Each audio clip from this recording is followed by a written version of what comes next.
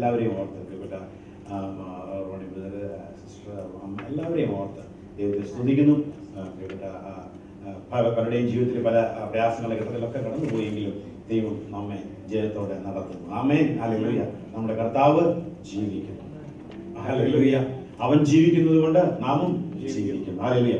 നമുക്ക് അപ്പോസ്തല പ്രവൃത്തികളുടെ പുസ്തകം 19-ാം അധ്യായം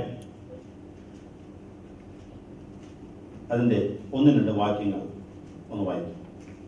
അപ്പൊല്ലോസ് കൊരിന്തിൽ ഇരിക്കുമ്പോൾ പൗലോസ് ഉൾപ്രദേശങ്ങൾ കൂടി സഞ്ചരിച്ച് എഫെസത്തിൽ എത്തി ചില ശിഷ്യന്മാരെ കണ്ടു. നിങ്ങൾ വിശ്വസിച്ചിട്ട് പരിശുദ്ധാത്മാവിനെ പ്രാപിച്ചുവോ എന്ന് അവരോട് ചോദിച്ചതിന് പരിശുദ്ധാത്മാവ് ഉണ്ടെന്ന് പോലും ഞങ്ങൾ കേട്ടിട്ടില്ല എന്ന് അവർ പറഞ്ഞു. മതി. ഹല്ലേലൂയ. കഴിഞ്ഞ ആഴ്ചയിൽ ഡോക്ടർ ഗ്രേസ് ഇവിടെ ശുശ്രൂഷിക്കുകയും സാക്ഷ്യം പറയുകയും എല്ലാം ചെയ്തപ്പോൾ ദൈവത്തിന്റെ ആത്മാവ് നടത്തുന്ന വിധങ്ങളെക്കുറിച്ച് എക്സ്പ്ലെയിൻ ചെയ്യുവാനിടയായത്. ഹല്ലേലൂയ. അതിന് മുന്നമേ ചില ദിവസങ്ങളിൽ ദൈവത്തിന്റെ ആത്മാവ് സൂചിപ്പിച്ച ഒരു വിഷയമായിരുന്നു ദൈവത്തിന്റെ ആത്മാവിനെ കുറിച്ച് പറയാനുള്ളത്. ആ സാക്ഷ്യം ഇവിടെ പറഞ്ഞപ്പോൾ എനിക്ക് വളരെയധികം സന്തോഷം തോന്നി. ആ ദൈവം നടത്തുന്നത് നമ്മൾ മാനുഷികമായി കാണുന്ന ഒരു അവസ്ഥയെ വിട്ട് ദൈവം നടത്തുന്ന ഒരു ലെവലിലേക്ക് നാം മാറിപ്പോകുന്നത് നമുക്ക് കാണുവാൻ കഴിയും. പലർക്കും ഒരുപക്ഷെ അത് വിചിത്രമായി തോന്നിയേക്കാം. എന്താണ് ഇതൊക്കെ സംഭവിക്കുമോ എന്ന് നാം ചോദിച്ചേക്കാം. എന്നാൽ നമ്മുടെ ജീവിതത്തിൽ ആത്മാവിനാൽ നയിക്കപ്പെടുന്ന ഒരു ലെവലിലേക്ക് നാം മാറേണ്ടത് ആവശ്യമാണ്. നമ്മുടെ ബുദ്ധി, നമുക്ക് തോന്നുന്നത്, നമ്മുടെ ചിന്ത, ഇതെല്ലാം അല്പസമയത്തേക്ക് സ്വിച്ച് ഓഫ് ചെയ്തിട്ട് ദൈവത്തിന്റെ ആത്മാവിനാൽ നടത്തപ്പെടുന്ന ഒരു ലെവലിലേക്ക്, ചിലപ്പോൾ ആടും, ചിലപ്പോൾ പാടും, ചിലപ്പോൾ നൃത്തം ചെയ്യും, ചിലപ്പോൾ ഹല്ലേലൂയ നമ്മൾ ചെയ്യുന്നത് മറ്റുള്ളവർക്ക് മനസ്സിലായില്ല എന്ന് വരും.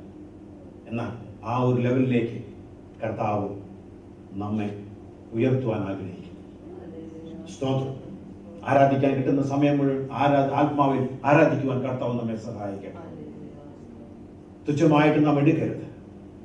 എൻ്റെ ദൈവത്തിന്റെ ആത്മാവിനോട് കൂടെ എനിക്ക് നടക്കണം, ആത്മാവിന്റെ ശക്തിയോടെ എനിക്ക് ജീവിക്കണം എന്നുള്ളൊരു തീരുമാനത്തോടെ ആയിരിക്കണം നാം മുന്നോട്ട് പോകുന്നത്. ഞാൻ ചിന്തിക്കുകയായിരുന്നു, പൗലോസിന് അവിടെ പോയിട്ട് വേറെ ഒന്നും ചോദിക്കാൻ സമയമില്ല.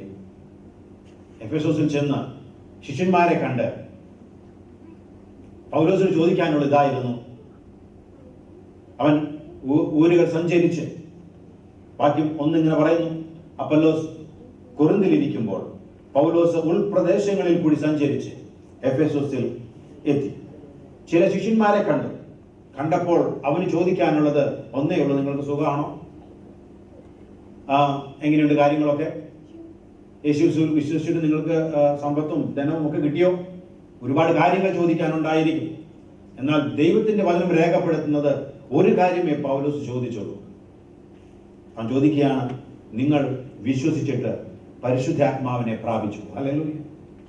അപ്പോസ്തലനായിരുന്ന പൗലോസിന് അറിയാമായിരുന്നു, ഇവർക്ക് പരിശുദ്ധാത്മാവ് ലഭിച്ചാൽ ബാക്കിയെല്ലാം അവർക്കുണ്ട്. സ്തോത്രം. എനിക്ക് ഒരു കാര്യമേ അറിയേണ്ടതുള്ളൂ, നിങ്ങൾക്ക് പരിശുദ്ധാത്മാവ് ലഭിച്ചോ? ശിഷ്യന്മാരോടാ ചോദിക്കുന്നത്. അവർ പറഞ്ഞു, പരിശുദ്ധാത്മാവ് ഉണ്ടെന്ന് പോലും ഞങ്ങൾ കേട്ടിട്ടില്ല. എന്നാ പിന്നെ ഇനി നാളത്തേക്ക് വെക്കുന്നില്ല.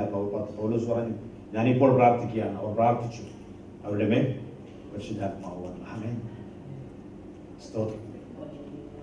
വേറെ ഒരു ഇൻസിഡന്റിലൂടെ ഞാൻ നിങ്ങളെ കൊണ്ടുപോയാണ്. അപ്പോസ്തല പ്രവൃത്തികളുടെ പുസ്തകം 10-ാം അധ്യായം. അല്ലെങ്കിൽ ഇന്ന് നാം എല്ലാം കർത്താവിനെ അറിയുവാൻ ഇടയായതിന്റെ മുഖ്യ കാരണം ഈ അപ്പോസ്തല പ്രവൃത്തികളുടെ പുസ്തകത്തിലെ 10-ാം അധ്യായമാണ്. അതുകൊണ്ട് നമ്മളത് വളരെ ശ്രദ്ധിക്കണം. നമ്മുടെ ജീവിതത്തിലെ രക്ഷ, നിത്യജീവൻ, ഹല്ലേലൂയ, നമ്മുടെ യേശുവുമായുള്ള നിത്യ വാഴ്ച, ഇതെല്ലാം കാരണമായി തീർന്നത് ഈ ഒറ്റ കാരണം കൊണ്ടാണ്. അപ്പോസ്തല പ്രവൃത്തികൾ 10-ാം അധ്യായത്തിന്റെ 34 മുതലുള്ള വാക്യങ്ങൾ പെട്ടെന്ന് നമുക്കൊന്ന് വായിക്കാം. 34 മുതൽ 48 വരെയുള്ള വാക്യങ്ങൾ പെട്ടെന്നൊന്ന് വായിച്ചു പോകും. അപ്പോൾ പത്രോസ് വായ തുറന്ന് പറഞ്ഞു തുടങ്ങിയത്, ദൈവത്തിന് മുഖപക്ഷമില്ല എന്നും ഏത് ജാതിയിലും അവനെ ഭയപ്പെട്ട് നീതി പ്രവർത്തിക്കുന്നവനെ അവൻ അംഗീകരിക്കുന്നു എന്നും ഞാൻ ഇപ്പോൾ യഥാർത്ഥമായി ഗ്രഹിക്കുന്നു. അവൻ എല്ലാവരുടെയും കർത്താവായ യേശുക്രിസ്തു മൂലം സമാധാന സുവിശേഷം കൊണ്ട് ഇസ്രായേൽ മക്കൾക്ക് അയച്ച വചനം യോഹന്നാൻ പ്രസംഗിച്ച സ്നാനത്തിന് ശേഷം ഗലീലയിൽ തുടങ്ങി യഹൂദയിലൊക്കെയും ഉണ്ടായ വർത്തമാനം നസ്രയനായ യേശുവിനെ ദൈവം പരിശുദ്ധാത്മാവിനാലും ശക്തിയാലും അഭിഷേകം ചെയ്തതും ദൈവം അവരോട് കൂടെ ഇരുന്നതുകൊണ്ട് അവൻ നന്മ ചെയ്തതും വിചാരിച്ചു ബാധിച്ചവരെയൊക്കെയും സൗഖ്യമാക്കിയും കൊണ്ട് സഞ്ചരിച്ചതുമായ വിവരം തന്നെ നിങ്ങൾ അറിയുന്നുവല്ലോ. യഹൂദദേശത്തിലും യെരൂശലേമിലും അവൻ ചെയ്ത സകലത്തിനും ഞങ്ങൾ സാക്ഷികളാകുന്നു. അവനെ അവർ മരത്തിൽ തൂക്കിക്കൊന്നു. ദൈവം അവനെ മൂന്നാം നാൾ ഉയർത്തെഴുന്നേൽപ്പിച്ചു. സകല ജനത്തിനുമല്ല ദൈവം മുൻകൂട്ടി നിയമിച്ച സാക്ഷികളായി അവൻ മരിച്ചവരിൽ നിന്ന് ഉയർത്തെഴുന്നേറ്റ ശേഷം അവരോട് കൂടെ തിന്മ കുടിച്ചവരായി ഞങ്ങൾക്ക് തന്നെ പ്രത്യക്ഷനാക്കി തന്നു. ജീവികൾക്കും മരിച്ചവർക്കും ന്യായാധിപതിയായി ദൈവത്താൽ നിയമിക്കപ്പെട്ടവൻ അവൻ തന്നെ എന്ന് ജനത്തോട് പ്രസംഗിച്ച് സാക്ഷീകരിപ്പാൻ അവൻ ഞങ്ങളോട് കൽപ്പിച്ചു. അവനെ വിശ്വസിക്കുന്ന ഏവനും അവന്റെ നാമം മൂലം പാപമോചനം ലഭിക്കുമെന്ന് സകല പ്രവാചകന്മാരും സാക്ഷ്യം പറയുന്നു. അടുത്ത വാക്യം ഞാൻ വായിക്കാം. 44-ാം വാക്യം പറയുന്നു, ഈ വാക്കുകളെ പത്രോസ് പ്രസ്താവിക്കുമ്പോൾ തന്നെ വചനം കേട്ട എല്ലാവരുടെ മേലും പരിശുദ്ധാത്മാവ് വന്നു. അവർ അന്യഭാഷകളിൽ സംസാരിക്കുന്നതും ദൈവത്തെ മഹത്വീകരിക്കുന്നതും കേൾക്കുകയാൽ പത്രോസിനോട് കൂടെ വന്ന പരിച്ഛേദനക്കാരും വിശ്വാസികൾ പരിശുദ്ധാത്മാവ് എന്ന ദാനം ജാതികളുടെ മേലും പകർന്നത് കണ്ട് വിസ്മയിച്ചു. നമ്മെപ്പോലെ പരിശുദ്ധാത്മാവ് ലഭിച്ച ഇവരെ സ്നാനം കഴിപ്പിച്ചു കൂടാതെ വണ്ണം വെള്ളം വിലക്കുവാൻ ആർക്ക് കഴിയും എന്ന് പറഞ്ഞു. പത്രോസ് അവരെ യേശുക്രിസ്തുവിന്റെ നാമത്തിൽ സ്നാനം കഴിപ്പിക്കുവാൻ കൽപ്പിച്ചു. അവൻ ചില ദിവസം അവിടെ താമസിക്കണമെന്ന് അവരോട് അവർ അപേക്ഷിച്ചു. എന്നെ ചിന്തിപ്പിച്ച വിഷയം ഇതായിരുന്നു.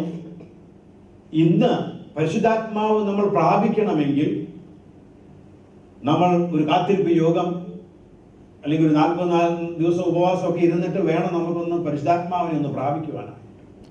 എന്നാൽ ഇവിടെ ഒരു ജാതീയ മനുഷ്യൻ, അവന്റെ കുടുംബാംഗങ്ങൾ, അവന്റെ ഫ്രണ്ട്സ് അവിടെ കൂടിയിരിക്കും.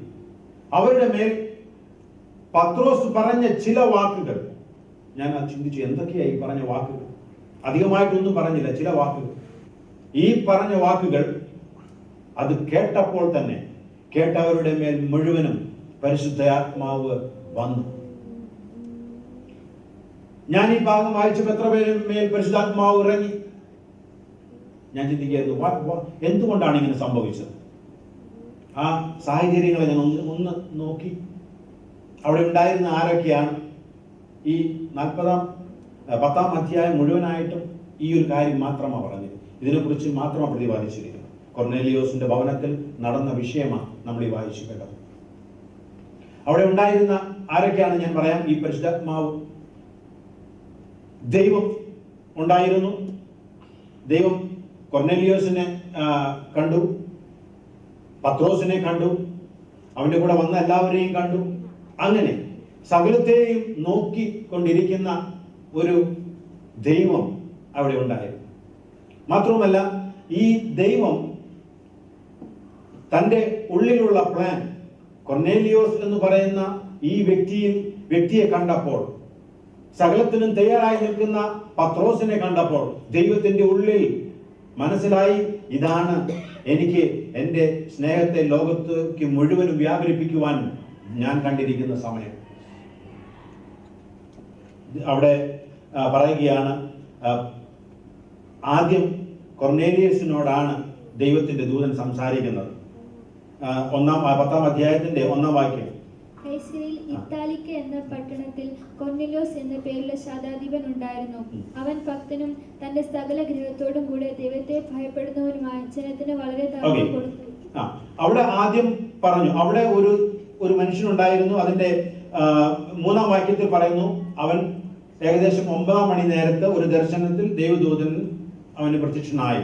അവനോട് പറഞ്ഞു, ഇത്രയും പറഞ്ഞോളൂ, നീ 5-ാം വാക്യം പറയുന്നു, ഇപ്പോൾ യോപ്പയിലേക്ക് ആളയച്ച് പത്രോസ് എന്ന് പേരുള്ള ശിമോനെ വരുത്തണം എന്ന് പറഞ്ഞു. ഇന്ന് സംഭവിച്ചൊരു കാര്യമാണ്. അത് കഴിഞ്ഞ് അവൻ അപ്പോൾ തന്നെ എന്ത് ചെയ്തെന്നറിയാമോ? അവിടെ നിന്ന് ആളുകളെ, 2 ഭടന്മാരെയും വേലക്കാരെയും ഒരു വിശ്വാസിയായ അല്ലെങ്കിൽ ദൈവഭയമുള്ള ഒരു ഭടനെയും അയച്ച് പത്രോസിന്റെ അടുത്തിലേക്ക് വിട്ടു. ഒരു ദിവസം കഴിഞ്ഞ് പത്രോസ് ഒരു ദർശനം കാണുന്നു. അത് അതിന്റെ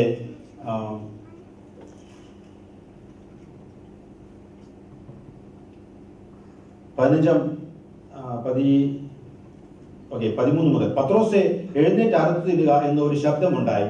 പത്രോസ് അതൊരിക്കലും പാടില്ല എന്ന് പറഞ്ഞ് ദൈവത്തിന്റെ അവൻ അതിന്റെ ആദ്യം വാക്യം ഇങ്ങനെയാണ്, യാത്ര 9 വാക്യം പറയുന്നത് ഇങ്ങനെയാണ്: പിറ്റേന്നാൾ അവർ യാത്ര ചെയ്ത് പട്ടണത്തോട് സമീപിക്കുമ്പോൾ, എപ്പോഴാണ് ഈ പറഞ്ഞ കൊർന്നേലിയോസ് അയച്ച ഭടനും 2 വേലക്കാരും എല്ലാം കൂടി പത്രോസിനെ വിളിച്ചു കൊണ്ടുവരുവാനായിട്ട് പോവുകയാണ്. ആ പോയി പിറ്റേ ദിവസം അവന്റെ വീട്ടിൽ ആ പട്ടണത്തോട് അടുക്കാറായപ്പോൾ, പിറ്റേന്നാൾ അവർ യാത്ര ചെയ്ത് പട്ടണത്തോട് സമീപിക്കാറായപ്പോൾ എന്തുണ്ടായി? പത്രോസ് 6 മണി നേരത്ത് പ്രാർത്ഥിക്കുവാൻ മേന്മാടത്തിൽ കയറി. വളരെ വിശന്നിട്ട് ഭക്ഷിക്കുവാൻ ആഗ്രഹിച്ചു. 10 വാക്യം. അവർ ഒരുക്കുമ്പോഴേക്ക് അവനൊരു വിവേചത വന്നു. നോക്കണേ, അവിടെ ദൈവം ഉണ്ടായിരുന്നു. ദൈവത്തിന് അറിയാമായിരുന്നു എങ്ങനെ കാര്യങ്ങൾ പ്ലാൻ ചെയ്യണമെന്ന്. ഒരു ദിവസം മുന്നമേ കൊർന്നേലിയോസിനോട് പറഞ്ഞു, നീ പോയി ഇന്നടുത്ത് താമസിക്കുന്ന പത്രോസിനെ വരുത്തി, തെറ്റുപറ്റണ്ട, ശിമോൻ എന്ന് വിളിക്കപ്പെടുന്ന പത്രോസ് തന്നെ വേണം, അവനെ വിളിച്ച് കൊണ്ടുവരണം എന്ന് പറഞ്ഞ് അവർ ഒരു ദിവസത്തെ യാത്ര ചെയ്ത് അവരുടെ വീടിനോട് അടുക്കുമ്പോൾ ദൈവത്തിനറിയാം എപ്പോഴാ പത്രോസിന് വിവശത കൊടുക്കേണ്ടത്. ഒരു ദൈവം, എല്ലാം കണ്ടുകൊണ്ടിരിക്കുന്ന ഒരു ദൈവമുണ്ട്. ഈ ദൈവം തന്നെ പറയുകയാണ്. നമ്മൾ അതിന്റെ വായിച്ചട്ടെ. 5 വാക്യം പറയുന്നത് ഇങ്ങനെയാണ്: ഇപ്പോൾ യോപ്പയിലേക്ക് ആളയച്ച് പത്രോസ് എന്നു പേരുള്ള ശീമോനെ വരുത്തുക. ദൈവത്തിന് അറിയാം എന്താണ് ഞാൻ ചെയ്യേണ്ടത്. പത്രോസ് എന്ന ശീമോനെ വരുത്തുക. മാത്രവുമല്ല, അതിന്റെ 22 വാക്യം: അതിന് അവർ, നീതിമാനും ദൈവഭക്തനും യഹൂദന്മാരുടെ സകല ജാതിയാലും നല്ല സാക്ഷ്യം കൊണ്ടവനുമായ കൊർന്നേലിയോസ് എന്ന ശതാധിപന് നിന്നെ വീട്ടിൽ വരുത്തി നിന്റെ പ്രസംഗം കേൾക്കണമെന്ന് ഒരു വിശുദ്ധ ദൂതനാൽ അരുളപ്പാടുണ്ടായിരിക്കുന്നു എന്ന് പറഞ്ഞു. ആമേൻ. അപ്പോൾ പത്രോസിന്റെ അടുത്ത് വന്ന് കൊർന്നേലിയോസ് വിട്ട 3 പേർ പത്രോസിന്റെ അടുത്ത് വന്ന് പറയുകയാണ്. 22 വാക്യം: ഒരു ദൂതൻ പ്രത്യക്ഷപ്പെട്ട് പറഞ്ഞു, നിന്റെ പ്രസംഗം കേൾക്കണം. പത്രോസിന് ഇതൊന്നും അറിയത്തില്ല, ഒരു പ്രസംഗം പ്രിപ്പയർ ചെയ്തിട്ടില്ല. പക്ഷേ ദൈവം പറയുക, പത്രോസിനോട് പറയുക, ദൂതനോട്, കൊർന്നേലിയോസിനോട് പറഞ്ഞു, ആ വിഷയം പത്രോസിനെ അറിയിക്കുകയാണ്, നിന്റെ ഒരു പ്രസംഗം കേൾക്കണമെന്ന് പറഞ്ഞു. അതിന്റെ തന്നെ 33 വാക്യം: ക്ഷണത്തിൽ ഞാൻ നിന്റെ അടുക്കൽ ആളയച്ചു, നീ വന്നത് ഉപകാരം. കർത്താവ് നിന്നോട് കൽപ്പിച്ചതൊക്കെയും കേൾപ്പാൻ ഞങ്ങൾ എല്ലാവരും ഇവിടെ ദൈവത്തിന് മുമ്പാകെ കൂടിയിരിക്കുന്നു എന്ന് പറഞ്ഞു. അങ്ങനെ പത്രോസ് തന്റെ കൂടെ കുറച്ച് യോപ്പയിൽ നിന്നുള്ള സഹോദരന്മാരും കൂടെ ഈ വന്ന 3 പേരുടെയും കൂടെ കൊർന്നേലിയോസിന്റെ ഭവനത്തിലോട്ട് പോയി. അപ്പോൾ പോയി കൊർന്നേലിയോസിനെ കണ്ടപ്പോൾ കൊർന്നേലിയോസ് പറയുകയാണ്, എന്നോട് കർത്താവ് പറഞ്ഞു, 33 വാക്യം: ക്ഷണത്തിൽ ഞാൻ നിന്റെ അടുക്കൽ ആളയച്ചു, നീ വന്നത് ഉപകാരം. കർത്താവ് നിന്നോട് കൽപ്പിച്ചതൊക്കെയും കേൾക്കുവാൻ തക്കവണ്ണം എല്ലാവരും ഇവിടെ ദൈവത്തിന്റെ മുമ്പാകെ കൂടിയിരിക്കുന്നു. ചിലത് നിന്റെ കയ്യിൽ ഏൽപ്പിച്ചിട്ടുണ്ട്. പത്രോസിനത് അറിയത്തില്ല. എന്നാൽ ദൈവം ഇതെല്ലാം മുന്നമേ പ്ലാൻ ചെയ്തിട്ടുണ്ട്. നീ പത്രോസിനെ വരുത്തണം, അവന്റെ പ്രസംഗം കേൾക്കണം, ചിലത് നിന്നോട് പറയുവാൻ ഞാൻ കൽപ്പിച്ചിട്ടുണ്ട്. ഇനി 11 അധ്യായത്തിന്റെ 14 വാക്യം: നീയും നിന്റെ ഗ്രഹവും മുഴുവൻ രക്ഷിക്കപ്പെടുവാനുള്ള വാക്കുകളെ അവൻ നിന്നോട് സംസാരിക്കുമെന്ന് ദൂതൻ പറഞ്ഞു എന്നും ഞങ്ങളോട് അറിയിച്ചു. ഈ വിഷയം ഉണ്ടായതിനു ശേഷം പത്രോസ് ഇത് ഉണ്ടായ സംഭവം മറ്റുള്ള വിശ്വാസികളോട് എക്സ്പ്ലെയിൻ ചെയ്യുന്ന സമയത്ത് പറയുകയാണ്, എന്തുണ്ടായി? നീ ഈ ദൈവം ആക്ച്വലി പറഞ്ഞത്, പരിശുദ്ധാത്മാവ് ഇവിടെ രേഖപ്പെടുത്തിയത് ഇങ്ങനെയാണ്: നീയും നിന്റെ ഗ്രഹം മുഴുവനും രക്ഷിക്കപ്പെടുവാനുള്ള വാക്കുകളെ അവൻ നിന്നോട് സംസാരിക്കും എന്ന് ദൂതൻ പറഞ്ഞു എന്ന് ഞങ്ങളോട് പറഞ്ഞു എന്ന് കൊർന്നേലിയോസ് പറഞ്ഞു. എന്താ പറഞ്ഞത്? ഇവിടെ പറയുമ്പോൾ കുറച്ചുകൂടി വ്യത്യസ്തമായിട്ട് പറയുന്നത്. എന്താ പറയുന്നത്? ഞങ്ങൾ രക്ഷിക്കപ്പെടുവാനുള്ള വാക്കുകളെ ആദ്യം പറഞ്ഞു പത്രോസിനെ കൊണ്ടുവരണം, പിന്നെ പറഞ്ഞു പ്രസംഗം കേൾക്കണം, പിന്നെ പറഞ്ഞു ചിലത് നിന്നോട് കൽപ്പിച്ചിട്ടുണ്ട്, അത് നീ ഞങ്ങളോട് പറയണം, പിന്നെ പറഞ്ഞു രക്ഷിക്കപ്പെടുവാനുള്ള വചനം നിന്റെ കയ്യിൽ തന്നിട്ടുണ്ട്, അത് ഞങ്ങൾ. ദൈവം അവിടെ ഉണ്ടായത്. അവനറിയാം ഏത് സമയത്ത് ആരെ അയക്കണം. അവനറിയാം കൊർന്നേലിയോസിനെ ആദ്യം കാണിക്കണം ദർശനം, പിന്നെ പത്രോസിനെ കാണിക്കണം. മെസ്സേജ് എല്ലാം പ്രിപ്പയർ ചെയ്തിട്ടാണ് അവൻ കാര്യങ്ങൾ നോക്കുന്നത്. രണ്ടാമതായി നമുക്ക് കാണുവാൻ കഴിയും, കൊർന്നേലിയോസിന് ഒരു വിശ്വാസിയല്ല, എന്നാൽ അവനെ കുറിച്ച് പറഞ്ഞിരിക്കുന്നത് സാക്ഷ്യം പറഞ്ഞിട്ടുണ്ട്. 1 വാക്യം പറഞ്ഞിരിങ്ങനെയാണ്: അവൻ ഇത്തായി പട്ടണത്തിൽ കൊർന്നേലിയോസ് എന്നു പേരുള്ള ശതാധിപൻ ഉണ്ടായിരുന്നു. അവൻ ഭക്തനും സകല ഗ്രഹത്തോടും കൂടെ ദൈവത്തെ ഭയപ്പെടുന്നവനും ജനത്തിന് വളരെ ധർമ്മം കൊടുക്കുന്നവനും എല്ലായ്പ്പോഴും ദൈവത്തോട് പ്രാർത്ഥിക്കുന്നവനുമായിരുന്നു. ഒരു ദൈവത്തെക്കുറിച്ച് അറിഞ്ഞിട്ടുള്ള ഒരു വ്യക്തി എന്ന് മാത്രമേ കൊർന്നേലിയോസിനെ കുറിച്ച് പറയുവാനുള്ളൂ. എന്നാൽ കേട്ടതിൽ അവൻ ദൈവഭക്തിയുള്ളവനായിരുന്നു. അവൻ പ്രാർത്ഥിക്കുന്നവനാണ്. മാത്രവുമല്ല തൻ്റെ ഗ്രഹത്തോടെ ചില ക്വാളിറ്റികളാണ് ഞാൻ പറയുന്നത് കൊർന്നേലിയോസിനുണ്ടായിരുന്നു. വിശ്വാസികൾ എന്ന് പറയുന്ന നമ്മുടെ ജീവിതത്തിൽ എപ്പോഴും കാണേണ്ടതാണ്. ഇവൻ വിശ്വാസി ആയിട്ടില്ല, എന്നാൽ ഈ ദൈവഭയമുള്ള ഈ കൊർന്നേലിയോസിന് ചില ഗുണങ്ങളുണ്ടായിരുന്നു. അവൻ ഡിവോട്ടഡ് ആയിരുന്നു, ഭക്തിയുള്ളവനായിരുന്നു. തൻ്റെ സകല ഭവനത്തോടും കുടുംബങ്ങളോടും കൂടെ അവൻ ദൈവത്തെ നോക്കിക്കൊണ്ടുപോകുന്നു. പിന്നെ മറ്റുള്ളവർക്ക് അവൻ ഉപകാരങ്ങൾ ചെയ്യുമായിരുന്നു, എപ്പോഴും പ്രാർത്ഥിക്കുമായിരുന്നു. അങ്ങനെയുള്ള ഒരു വ്യക്തിയാണ് ആരെ? കൊർന്നേലിയോസ്. അതിന്റെ 4-ാം വാക്യം, മറ്റുള്ളവരാൽ അവൻ അവനെ ഉറ്റുനോക്കി ഭയപരവശനായി എന്താകുന്നു കർത്താവേ എന്ന് ചോദിച്ച് അവൻ അവനോട് നിന്റെ പ്രാർത്ഥനയും ധർമ്മവും ദൈവത്തിന് മുന്നിൽ എത്തിയിരിക്കുന്നു. കേട്ടോ, അപ്പോൾ അവന്റെ പ്രാർത്ഥനയും അവന്റെ ധർമ്മവും ഇതെല്ലാം എന്റെ പക്കൽ എത്തിയിരിക്കുന്നു എന്നാണ് കൊർന്നേലിയോസിനോട് കുറിച്ച് ദൈവത്തിന് പറയാനുള്ളത്. ഒരു വിശ്വാസിയല്ല എങ്കിലും അവന്റെ ജീവിതത്തിൽ ഉണ്ടായിരുന്ന ചില ഗുണങ്ങൾ: ദൈവത്തോടുള്ള ബന്ധം, മുറുകെ പിടിച്ചുകൊണ്ട് തന്റെ കുടുംബത്തോടുള്ള ബന്ധം, മാത്രവുമല്ല തനിക്ക് ചുറ്റുമുള്ളവരോടുള്ള ബന്ധം. ഒരു വിശ്വാസി എന്ന് നാം ഇപ്പോൾ അവകാശപ്പെടുന്ന നമുക്ക് ഏറ്റവും അധികം ഉണ്ടായിരിക്കേണ്ട ഒരു ഗുണമാണ് കൊർന്നേലിയോസിനുണ്ടായിരുന്നത്. അങ്ങനെ കൊർന്നേലിയോസ് അവിടെയുണ്ട്. 3-ാമതായി കൊർന്നേലിയോസ് എന്ത് ചെയ്തു? നോക്കണേ, എന്നോട് ദൈവം സംസാരിച്ചു, പത്രോസ് എന്ന് പറയുന്ന ആളെ കൂട്ടി വരുത്തണം എന്ന് പറഞ്ഞ് ഞാൻ ആളെ അയച്ചു. വരുന്നതിനുള്ളിൽ അവൻ എന്താ ചെയ്യുന്നറിയാമോ? തൻ്റെ റിലേറ്റീവ്സിനെയും തൻ്റെ ഫ്രണ്ട്സിനെയും അവൻ അറിയാമായിരുന്നു. എന്നോട് ചിലത് പറയുവാൻ തക്കവണ്ണം ഒരാളെ കൊണ്ടുവരുവാൻ ദൈവം കൽപ്പിച്ചിട്ടുണ്ട്. വിശ്വസിക്കുന്നു. എന്നോട് ചിലത് പറയുവാൻ, ഇത് ഞാൻ മാത്രം കേട്ടാൽ ആ ഉറപ്പ് നോക്കണേ. എന്താ പറയുന്നതെന്ന് പത്രോസിന് വരെ അറിയത്തില്ല. എന്നാൽ കൊർന്നേലിയോസിന് അറിയാം, ചിലത് എന്നോട് പറയുവാനായിട്ട് അവൻ ദൈവം പറഞ്ഞിട്ടുണ്ട്. ഹല്ലേലൂയ. അതവൻ തക്ക സമയത്ത് പറയും. അതുകൊണ്ട് ഇവൻ എന്ത് ചെയ്യുമെന്നറിയാമോ? ആളുകളെല്ലാം കൂട്ടി, തന്റെ കുടുംബക്കാരൻ, തന്റെ സ്നേഹിതർ എല്ലാവരെയും കൂട്ടി ഒരുക്കി നിൽക്കുക. 3-ാമതായി പത്രോസ്. 4-ാമതായി പത്രോസ് ഉണ്ട് അവിടെ. പത്രോസ് അവനാണെങ്കിൽ ഹല്ലേലൂയ ഇത്ര മാത്രമേ ഉള്ളൂ. 1-ാമത്തെ പ്രസംഗം കേട്ടാൽ നമുക്കറിയാം. യോവേൽ പ്രവാചകന്റെ പുസ്തകത്തിൽ എഴുതിയിരിക്കുന്നു, അന്ത്യകാലത്ത് ഞാൻ സകല ജഡത്തിന്മേലും എൻ്റെ ആത്മാവിനെ പകരും. അത് കഴിഞ്ഞിട്ട് പറഞ്ഞു, എന്നാൽ ചിലർ അവനെ ക്രൂശിച്ചു. എന്നാൽ ദാവീദ് പറഞ്ഞതുപോലെ അവനെ ആ തോമ്പിൽ വെക്കാൻ തന്നെ ദൈവത്തിന് ഇഷ്ടമില്ലായിരുന്നു. അവന് മരണം കാണുവാൻ അവന്റെ പറഞ്ഞിരിക്കുന്നത് ഇങ്ങനെയാണ്, 2-ാം അധ്യായത്തിലെ സ്തോത്രം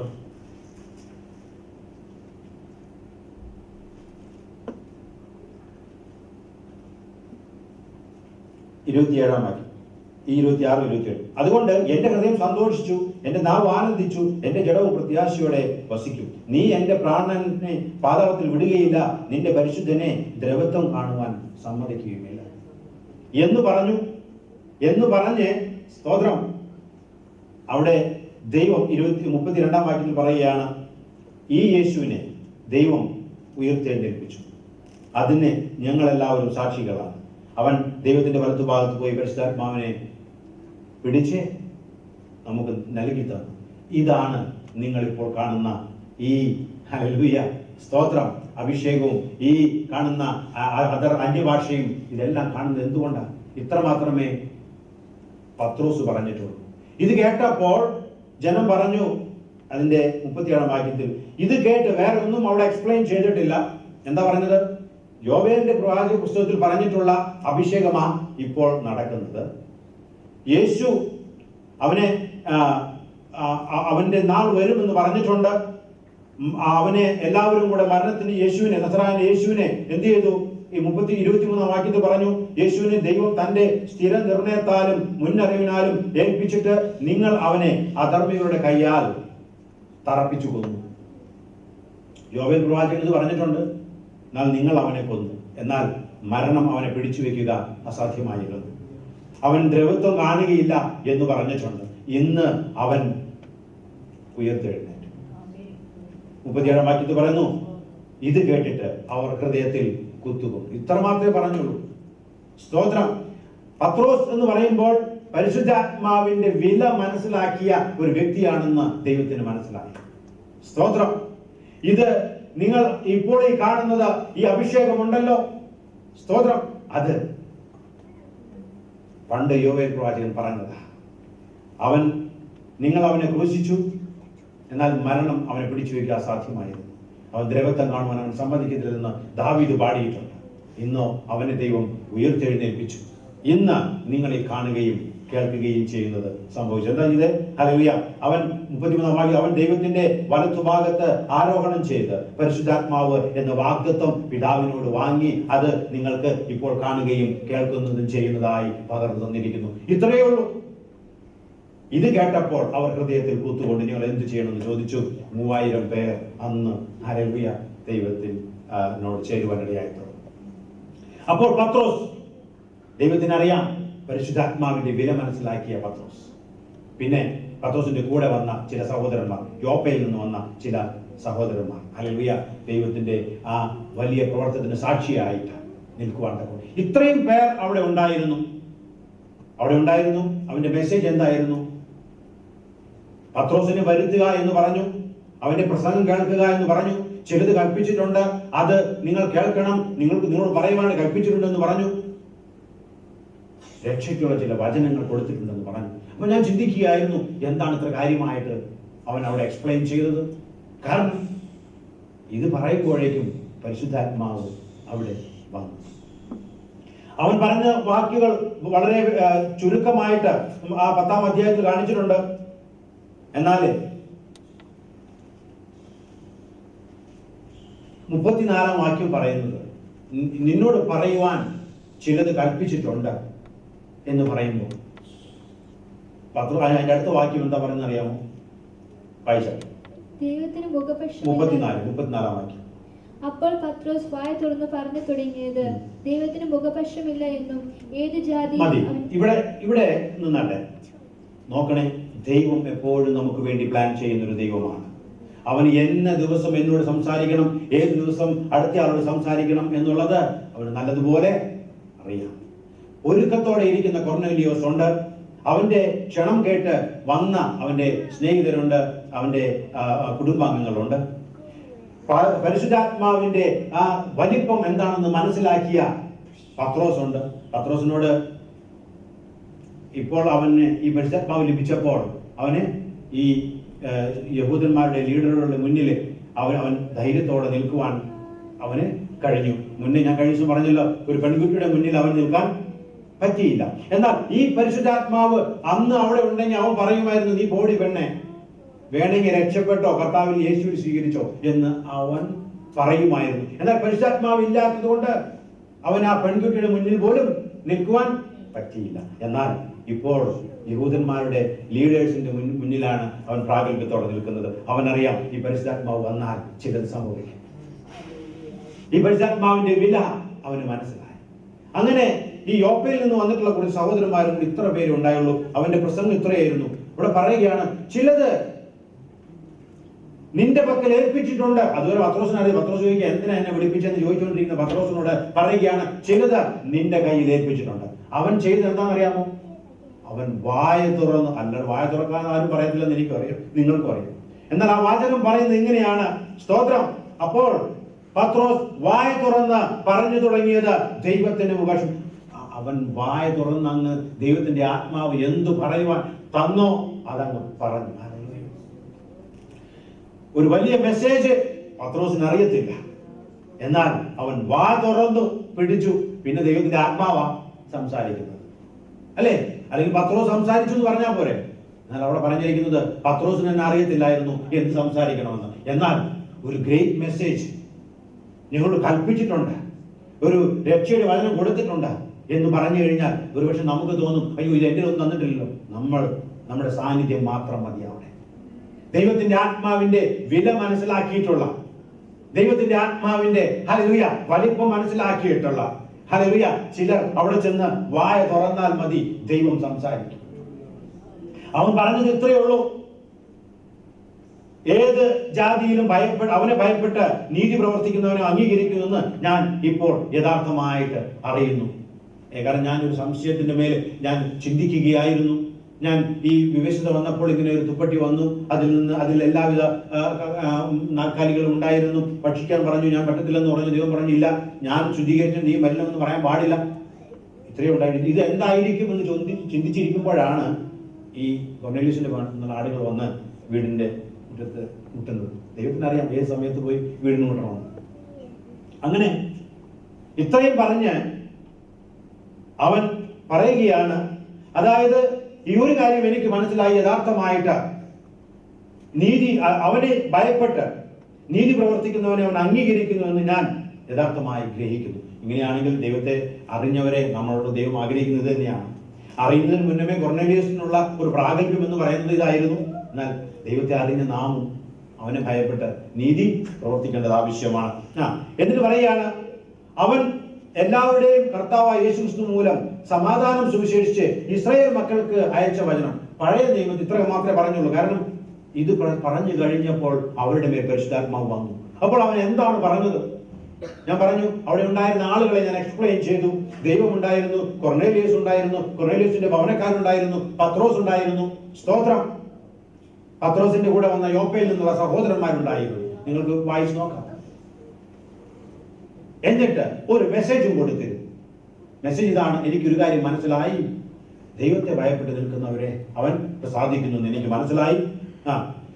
യേശുക്രിസ്തു മൂലം അവൻ ഇസ്രായേൽ മക്കൾക്ക് അയച്ച വചനങ്ങൾ നിങ്ങൾ കേട്ടിട്ടുണ്ടല്ലോ. നിങ്ങൾ കാര്യമായിട്ടൊന്നും അറിയത്തില്ല. എന്നാൽ പഴയ നിയമത്തിൽ ഇസ്രായേൽ മക്കൾക്ക് യേശുക്രിസ്തുവിനെ കുറിച്ചുള്ള കാര്യങ്ങൾ പറഞ്ഞു നിങ്ങൾക്ക് അറിയാമല്ലോ. അത് പറഞ്ഞു. അടുത്ത കാര്യം പറഞ്ഞു, യോഹന്നാൻ പ്രസംഗിച്ച സ്നാനത്തിന് ശേഷം ഗലീലയിൽ തുടങ്ങി യഹൂദിയിലുണ്ടായ വർത്തമാനം നിങ്ങൾ കേട്ടല്ലോ. യേശുവിനെ കുറിച്ച് നിങ്ങൾ കേട്ടിട്ടുണ്ടല്ലോ. കാരണം അവൻ ഭക്തനാണ്, അവൻ ഒരു ദൈവ ഭയമുള്ളവനാണ്. കേട്ടിട്ടുണ്ടല്ലോ. അവൻ നന്മ ചെയ്തും പിശാച് ബാധിച്ചവരൊക്കെയും സൗഖ്യമാക്കി സഞ്ചരിച്ച് നിങ്ങൾക്ക് അറിയാമല്ലോ. 39 വാക്യം, യഹൂദദേശത്തിലും യെരൂശലേമിലും അവൻ ചെയ്തത് നിങ്ങൾ സാക്ഷികളാകുന്നു. അവർ അവനെ മരത്തിന്മേൽ തൂക്കിക്കൊണ്ടു. സ്തോത്രം. ഇതാണ് പത്രോസിനെ തന്റെ ഒന്നാമത്തെ പ്രസംഗത്തിലും പറയുവാനുള്ളത്. ഇതാണ്, നിങ്ങൾ അവനെ ക്രൂശിച്ചു, കൊന്നു. എന്നാൽ 40 വാക്യം പറയുന്നു, ദൈവം അവനെ 3-ാം നാൾ ഉയർത്തെഴുന്നേൽപ്പിച്ചു. സകല ജനത്തിനുമല്ല, ദൈവം മുൻകൂട്ടി നിയമിച്ച സാക്ഷികളായി അവൻ മരിച്ചവരിൽ നിന്ന് ഉയർത്തെഴുന്നേറ്റ ശേഷം അവനോടുകൂടെ തിന്നു കുടിച്ചവരായ ഞങ്ങൾക്ക് തന്നെ പ്രത്യക്ഷനായി. അതിന് ഞങ്ങൾ സാക്ഷികളാണ്. അവൻ പറയുക, ഒന്നാമത്തെ പ്രസംഗത്തിൽ അവൻ അതാ പറഞ്ഞത്, ഞങ്ങൾ അവന് സാക്ഷികളാണ്. അവൻ ഇന്ന് ജീവിക്കുന്നു. ഹല്ലേലൂയ. എന്നിട്ട് ജീവികൾക്കും മരിച്ചവർക്കും ന്യായം വിധിക്കുവാൻ ദൈവത്തിൽ നിയമിക്കപ്പെട്ട അവൻ തന്നെ എന്ന് ജനത്തോട് പ്രസംഗിച്ചു. സാക്ഷീകരിക്കുവാൻ അവൻ ഞങ്ങളോട് കൽപ്പിച്ചു.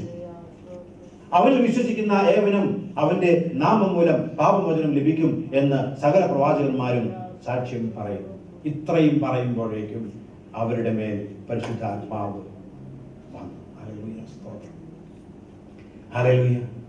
അവിടെ നമ്മൾ കാണാത്ത മറ്റൊരു വ്യക്തിയാണ് തന്റെ ജനത്തിന്റെ മേൽ ഹല്ലേലൂയ പകരുവാൻ വേണ്ടി ഒരുങ്ങി നിൽക്കുന്ന പരിശുദ്ധാത്മാവ്. സ്തോത്രം. എയർഫോൺ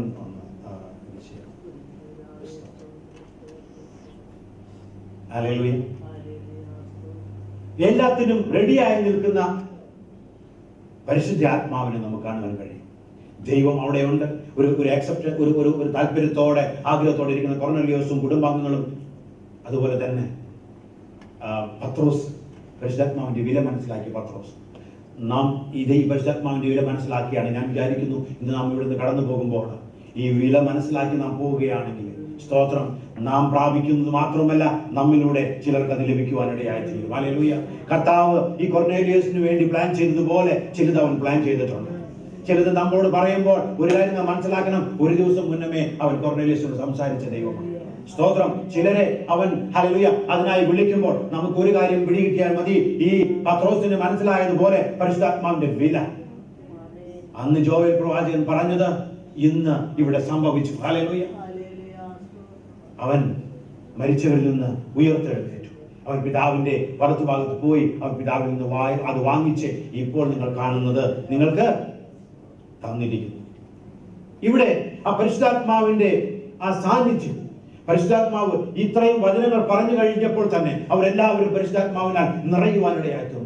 ഈ ഇൻസിഡന്റ് അവിടെ അവസാനിച്ചു. അപ്പോൾ പത്രോസ് പറഞ്ഞു, പത്രോസിനോട് കൂടെ വന്നവർ പറഞ്ഞു, ഇവരുടെ മേൽ പരിശുദ്ധാത്മാവ് വന്നെങ്കിൽ ഇനി ഇവരെ സ്നാനം കഴിപ്പിക്കുവാൻ നമുക്ക് എന്താ തടസ്സമുള്ളത്? അതുകൊണ്ട് അവർ അത് അംഗീകരിച്ച് പത്രോസ് പറഞ്ഞു, അവരെ സ്നാനം കഴിപ്പിക്കുക. ഈ ചാപ്റ്റർ അവിടെ കഴിഞ്ഞു. ഈ ഞാൻ ചിന്തിക്കുന്നത്, എന്താ പത്രോസിന് ഈ കൊർന്നേലിയോസിന് കിട്ടിയത്? ദൈവം വലിയൊരു പ്ലാനും പദ്ധതിയും ഒരുക്കി കൊർന്നേലിയോസിനോടും പത്രോസിനോടും ഒക്കെ പറഞ്ഞ് ആളുകളെ അയച്ച് കൂട്ടി വരുത്തിയൊക്കെ എന്താ? ഒറ്റ കാര്യമേ വേണ്ടതുള്ളൂ, പരിശുദ്ധാത്മാവ് അവർക്ക് ലഭിക്കണം. ഹല്ലേലൂയ, സ്തോത്രം. അവർക്ക് ആവശ്യം ഈ ഒന്നാണ്, പരിശുദ്ധാത്മാവിനെ അവർക്ക് ലഭിക്കണം. ദൈവത്തിന്റെ ആത്മാവിനാൽ നടത്തപ്പെടണം. കഴിഞ്ഞ ആഴ്ച ഡോക്ടർ ഗ്രേസ് പറഞ്ഞതുപോലെ നമ്മൾ ഹല്ലേലൂയ നമ്മുടെ ബുദ്ധിക്ക് മനസ്സിലാകാത്ത ചില കാര്യങ്ങൾ നമ്മിലൂടെ സംഭവിക്കുവാനിടയായി തീരണം. നാം വായ തുറക്കുമ്പോൾ പരിശുദ്ധാത്മാവ് ഹല്ലേലൂയ സ്തോത്രം ജനത്തിന്റെ മേൽ വരുവാനിടയായി തീരണം. ചില കാര്യങ്ങൾ ഞാൻ എക്സ്പ്ലെയിൻ ചെയ്യാൻ ആഗ്രഹിക്കുകയാണ്. യോഹന്നാൻ 1:26 അവൻ പറഞ്ഞു, ഞാൻ നിങ്ങളെ വെള്ളത്താൽ സ്നാനം കഴിപ്പിക്കുന്നു, എന്നാൽ പറയുകയാണ്, നിങ്ങളുടെ മധ്യത്തിൽ ഒരുവനുണ്ട്, നിങ്ങളുടെ മധ്യത്തിൽ നിങ്ങളുടെ ഇടയിൽ ഒരുവനുണ്ട്, അവൻ നിങ്ങളെ പരിശുദ്ധാത്മാവിനാൽ സ്നാനം കഴിപ്പിക്കും.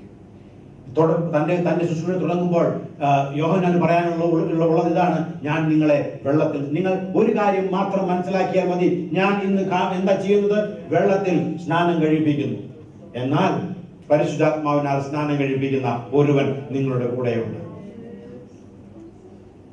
അതിന്റെ 31 മുതൽ 33 വരെയുള്ള വാക്യങ്ങൾ വായിച്ചാൽ, ഞാനോ അവനെ അറിഞ്ഞില്ല, നിങ്ങളെപ്പോലെ ഞാനും അവനെ അറിഞ്ഞു, നിങ്ങളുടെ മധ്യത്തിലുണ്ട്, എന്നാൽ ഞാനും അവനെ അറിഞ്ഞില്ല. എന്നാൽ വായിച്ചു, എങ്കിലും അവൻ ഇസ്രായേലിന് വെളിപ്പെടേണ്ടതിന് ഞാൻ വെള്ളത്തിൽ സ്നാനം കഴിപ്പാൻ വന്നിരിക്കുന്നു എന്ന് പറഞ്ഞു.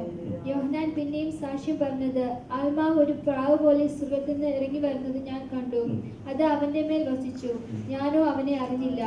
എങ്കിലും വെള്ളത്തിൽ സ്നാനം കഴിപ്പാൻ എന്നെ അയച്ചവൻ എന്നോട്, ആരുടെ മേൽ ആത്മാവ് ഇറങ്ങുന്നതും വസിക്കുന്നതും നീ കാണുമോ? അവൻ പരിശുദ്ധാത്മാവിൽ സ്നാനം കഴിപ്പിക്കുന്നവൻ ആകുന്നു എന്ന് പറഞ്ഞു.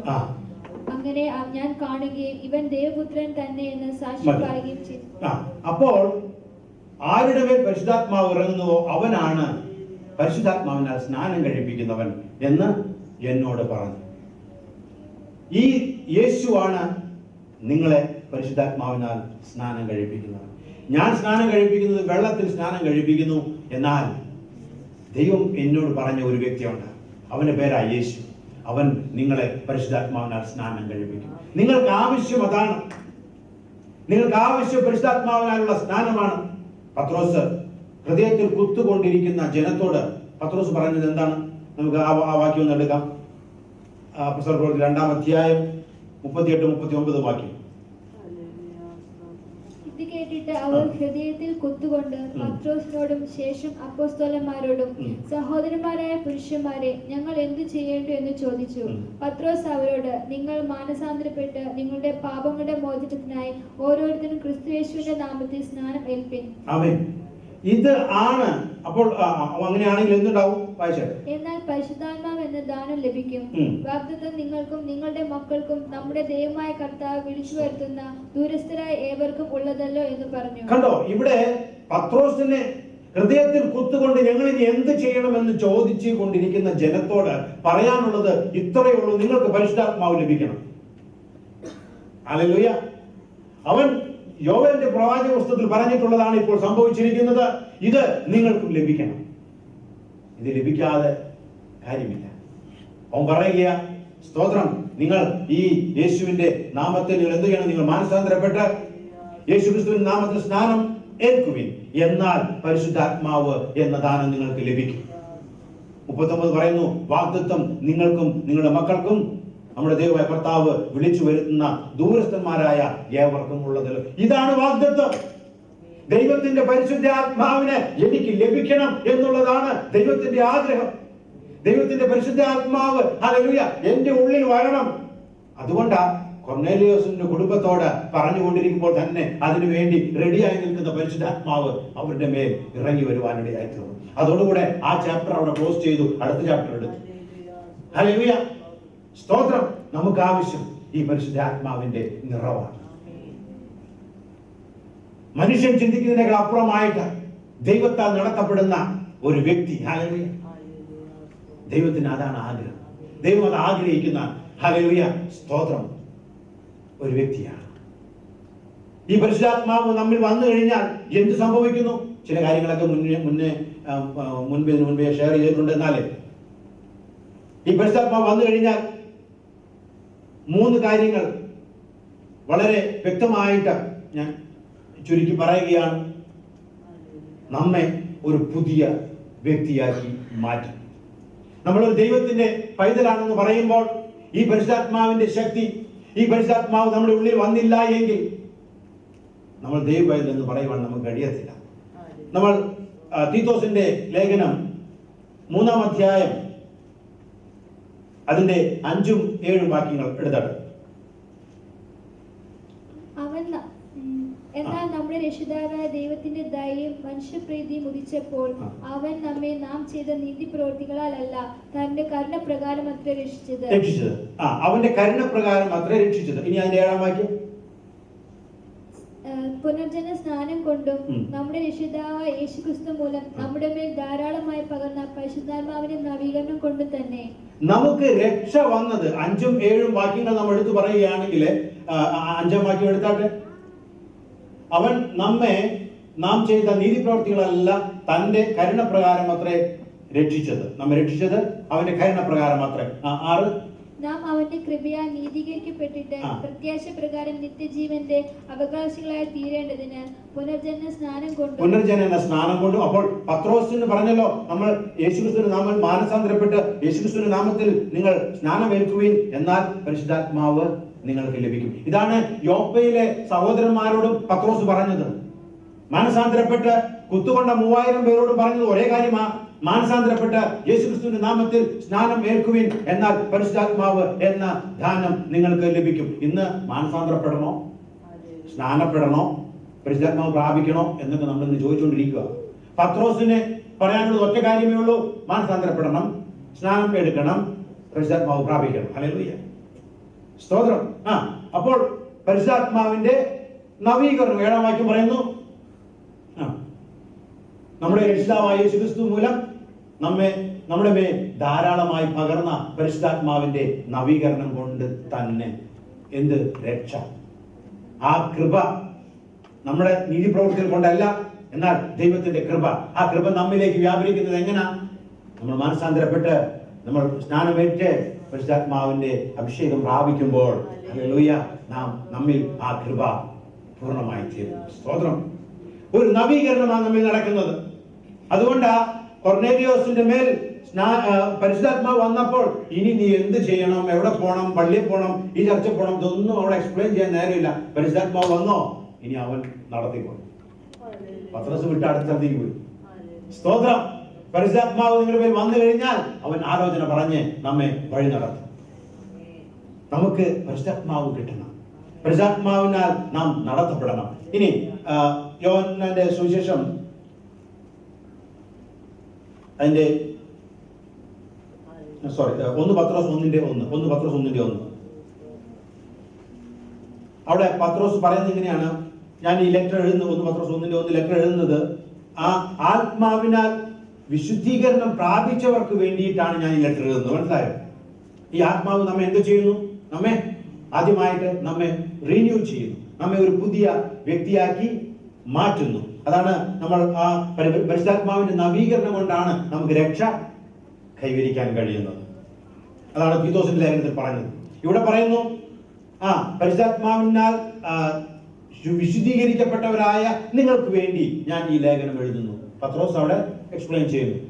പിതാവായ ദൈവത്തിന്റെ മുന്നൊത്തവണ്ണം ആത്മാവിന്റെ വിശുദ്ധീകരണം പ്രാപിച്ച്, ആത്മാവിൻ്റെതായ ഒരു വിശുദ്ധീകരണം പ്രാപിച്ച് അനുസരണം കാണിപ്പാനും, അത് പ്രാപിച്ചപ്പോഴാണ് അനുസരണം കാണിപ്പാനും യേശുക്രിസ്തുവിന്റെ രക്തത്താൽ തളിക്കപ്പെടുവാനുമായി വൃതന്മാരായവർക്ക് എഴുതുന്നത് നിങ്ങൾ കൃപയും സമാധാനം ഉണ്ടാകട്ടെ. ഈ പരിശുദ്ധാത്മാവിന്റെ നവീകരണം നമ്മിൽ വന്നെങ്കിലാണ് പിന്നെ എന്ത് അനുസരണം കാണിക്കാനെല്ലാം കർത്താവ് നമ്മെ സഹായിക്കും. പലർക്കും ചിലപ്പോൾ ഇങ്ങോട്ട് വിളിച്ച് അങ്ങോട്ട് പോകുന്നതിന്റെ കാരണം എന്താണെന്നറിയാമോ? ഈ പരിശുദ്ധാത്മാവിന്റെ നവീകരണം ഉള്ളിൽ വന്നിട്ടില്ല. സ്തോത്രം. പരിശുദ്ധാത്മാവിന് വേണ്ടി വളരെയധികം ആഗ്രഹിക്കുകയും പ്രാർത്ഥിക്കുകയും ചെയ്യും. സാധാരണ അത് സാധ്യമല്ല. അത് ദൈവത്തിന്റെ വചനം പറയുന്നു. ദൈവത്തിന്റെ ആത്മാവ് വന്നെങ്കിൽ മാത്രമേ അത് നടക്കത്തുള്ളൂ. അതുകൊണ്ട് ദൈവത്തിന്റെ ആത്മാവ് ഒരു നവീകരണം നമുക്ക് ലഭിക്കുവാനായിട്ട് എഫെസ്യർക്ക് ലേഖനം 4 അതിന്റെ 23-24 പറയുന്നു, ആത്മാവ് സംബന്ധിച്ച് പുതുക്കം പ്രാപിച്ച് പുതു മനുഷ്യനെ നമ്മൾ ധരിച്ചിരിക്കുന്നു. ആത്മാവ് സംബന്ധിച്ച് പുതുക്കം പ്രാപിച്ച് നാം എന്താ ചെയ്തേ? ഒരു പുതു മനുഷ്യനെ നാം ധരിച്ചിരിക്കുന്നു. ഈ ആത്മാവാണ് നമ്മെ ഒരു പുതു മനുഷ്യനാക്കി മാറ്റിയിരിക്കുന്നത്. ഈ വാക്യം നമുക്ക് വായിക്കാം. റോമർക്ക് എഴുതിയ ലേഖനം 15-ാം അധ്യായത്തിന്റെ 15-ാം വാക്യം. എങ്കിലും ജാതികൾ എന്ന വഴിപാട് പരിശുദ്ധാത്മാവിനാൽ വിശുദ്ധീകരിക്കപ്പെട്ടിട്ട് പ്രസാദകരമായി തീരുവാൻ ഞാൻ ദൈവത്തിന്റെ സുവിശേഷ ഘോഷണം പുരോഹിതനായി അനുഷ്ഠിച്ചുകൊണ്ട് ജാതികളിൽ ക്രിസ്തുയേശുവിന്റെ ശുശ്രൂഷക്കാരനായിരിക്കേണ്ടതിന്. ഇവിടെ പറയുന്നു, എങ്കിലും ജാതികൾ എന്ന വഴിപാട് പരിശുദ്ധാത്മാവിനാൽ വിശുദ്ധീകരിക്കപ്പെടേണ്ടത്. ജാതികൾ എന്ന വഴിപാട് പരിശുദ്ധാത്മാവിനെ കഴിഞ്ഞ ദിവസം ഇന്നലെ ഇവിടെ ജീവു ഷെയർ ചെയ്യുമ്പോൾ പറഞ്ഞായിരുന്നു. റോമർക്ക് എഴുതിയ ലേഖനം 12-ാം അധ്യായത്തിൽ നിങ്ങളെ വിശുദ്ധിയുള്ള നിങ്ങളുടെ ശരീരങ്ങളെ ജീവവിശുദ്ധ യാഗമായിട്ട് സമർപ്പിക്കുവാനായിട്ട്. എങ്ങനെയാണ് സാധ്യമാകുന്നത്? പരിശുദ്ധാത്മാവിന്റെ ശക്തിയാൽ. ഇവിടെ പറയുന്നു, പരിശുദ്ധാത്മാവിനാൽ വിശുദ്ധീകരിക്കപ്പെട്ടിട്ട് പ്രസാദകരമായി തീരുവാൻ ഞാൻ ഇതെല്ലാം സഹിക്കുന്നു എന്ന് പൗലോസ് അവിടെ പറയുകയാണ്. അപ്പോൾ ഈ പരിശുദ്ധാത്മാവിലാണ് നമ്മിൽ വലിയ മാറ്റങ്ങൾ സംഭവിക്കുന്നത്. ഈ പരിശുദ്ധാത്മാവിൽ നമ്മൾ പഴയ നിയമത്തിൽ നമ്മൾ നോക്കുകയാണെങ്കിൽ അവിടെ സർക്കംസിഷൻ ആ റൂൾ വെച്ചിട്ടുണ്ട്, അവൻ യഹൂദനാണെന്ന് തിരിച്ചറിയണമെങ്കിൽ. എന്നാൽ പുതിയ നിയമത്തിൽ നമുക്ക് വെച്ചിരിക്കുന്നത് എന്താണ്? സ്തോത്രം. നമുക്ക് വായിക്കാം. ഫിലിപ്പിയർക്ക് എഴുതിയ ലേഖനം 3-ാം അധ്യായത്തിന്റെ 3-ാം വാക്യം. ഫിലിപ്പിയർക്ക് എഴുതിയ ലേഖനം 3-ാം അധ്യായത്തിന്റെ 3-ാം വാക്യം വായിച്ചാൽ, ദൈവത്തിന്റെ ആത്മാവ് കൊണ്ട് ആരാധിക്കുകയും ക്രിസ്തുയേശുവിൽ പ്രശംസിക്കുകയും ജഡത്തിൽ ആശ്രയിക്കാതിരിക്കുകയും ചെയ്യുന്ന നാം തന്നെ. ദൈവത്തെ അവിടെ പറഞ്ഞിരിക്കുകയാണ്, നാം അല്ലോ പരിച്ഛേദനക്കാർ. ആരാണ്? ദൈവത്തിന്റെ ആത്മാവ് കൊണ്ട് ആരാധിക്കും. ചിലപ്പോൾ നമുക്ക് ദൈവത്തിന്റെ ആത്മാവ് കൊണ്ട് ആരാധിക്കുമ്പോൾ നമുക്ക് തോന്നി ഇതെന്താണ്? കാരണം നമുക്കത് എക്സ്പീരിയൻസ് ചെയ്യാൻ പറ്റാത്തതുകൊണ്ടാണ്. എന്നാൽ ദൈവത്തിന്റെ വചനം പറയുന്നു, നാം ആണ് യഥാർത്ഥമായിട്ട് പരിച്ഛേദനക്കാർ. നാം ആണ് ദൈവത്തോട് ചേർന്നിരിക്കുന്നവർ. നാം ആണ് ദൈവത്തിന്റെ ജനം. അവന്റെ രാജകീയ പുരോഹിത വർഗം എന്ന് പറയുന്നത് നാം ആണ് ദൈവത്തെ ആത്മാവ് കൊണ്ട് ആരാധിക്കുന്നവർ. ഈ ദൈവത്തെ ആത്മാവ് കൊണ്ട് ആരാധിക്കുന്നവരാണ്. ആന്റി പ്രാർത്ഥിച്ച ഒഴിഞ്ഞവരായി വന്നിട്ടുണ്ടെങ്കിൽ ആരെങ്കിലും നിറഞ്ഞവരായിട്ട് തിരിച്ചു പോകണം. ഞാൻ പറയാണ്, നിങ്ങൾ നിറഞ്ഞവരായിട്ട് കടന്നു വരികയാണെങ്കിൽ തുളുമ്പുന്നവരായിട്ടായിരിക്കും തിരിച്ചു പോകുന്നത്. സ്തോത്രം. അനേകർക്ക് അനുഗ്രഹം ലഭിക്കണം. അതുകൊണ്ട് അടുത്ത ആഴ്ച തൊട്ട് വരുമ്പോൾ നിറഞ്ഞിട്ട് വരണം, പോകുമ്പോൾ തുളുമ്പി പോകണം. ആമേൻ. ഹല്ലേലൂയ. സ്തോത്രം. നിറച്ചു വരണം. ഹല്ലേലൂയ. നമുക്ക് പ്രാർത്ഥിക്കാൻ സമയമെടുക്കണം. പരിശുദ്ധാത്മാവ് വീട്ടിൽ നിന്ന് പ്രാപിക്കാൻ നമുക്ക് സമയമെടുക്കണം. ദൈവത്തെ ഹല്ലേലൂയ നാം നിറച്ചിട്ട് വരുമ്പോൾ ഇവിടുന്ന് പോകുമ്പോൾ തുളുമ്പി പോകും. കൂടെ പോകുന്നവരെല്ലാം കാണും. ഹല്ലേലൂയ, ഞാനും വരാം നിങ്ങളുടെ കൂടെ എന്ന് പറയും. നമ്മുടെ കർത്താവ് ആഗ്രഹിക്കുന്നത്.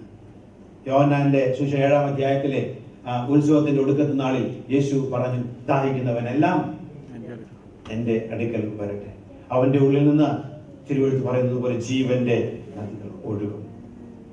നമ്മളെ അതിനുവേണ്ടി അത് തുളുമ്പി പോകേണ്ടത് ആവശ്യമാണ്. ദാഹിക്കുന്നവൻ എന്റെ അടുക്ക് ഞാൻ നിങ്ങളെ തരുന്നത് നിങ്ങൾ ചുമ്മാ നിറഞ്ഞിരിക്കാനല്ല, ഇത് തുളുമ്പി നിങ്ങളിൽ നിന്ന് ചിലത് ഒഴുകണം. അവിടെ ഒരു കാര്യം സൂചിപ്പിച്ചിട്ടുണ്ട്. 7-ാം അധ്യായത്തിൽ നിന്ന് എടുത്താട്ടെ. 7-ാം അധ്യായത്തിന്റെ 39-ാം വാക്യം. അവൻ ഇത് തന്നിൽ വിശ്വസിക്കുന്നവർക്ക് ലഭിക്കാനുള്ള ആത്മാവിനെ കുറിച്ചാകുന്നു പറഞ്ഞത്. യേശു അന്ന് തേജസ്കരിക്കപ്പെട്ടിട്ടായാൽ ആത്മാവ് വന്നിട്ടില്ല. കേട്ടോ, നമുക്ക് ലഭിച്ചിരിക്കുന്ന ആത്മാവിന്റെ മഹിമ നാം മനസ്സിലാക്കണം. യേശു അത് പറയുമ്പോൾ അവൻ തേജസ്കരിക്കപ്പെട്ടിട്ടില്ലാതിരുന്നത് കൊണ്ട് അന്ന് ഈ ആത്മാവ് വന്നിട്ടില്ലായിരുന്നു. ഇന്ന് പത്രോസിന് ലഭിച്ച ഈ ആത്മാവ് അത് തേജസ്കരിക്കപ്പെട്ട ഒരുവൻ ദൈവത്തിൽ നിന്ന് വാങ്ങി നമുക്ക് തന്നതാ. ഹല്ലേലൂയ. അതിന്റെ വലിപ്പം അത്ര വലുതാണ്. അതുകൊണ്ടാ നമ്മിൽ ഈ പുതുക്കം സംഭവിക്കുന്നത്.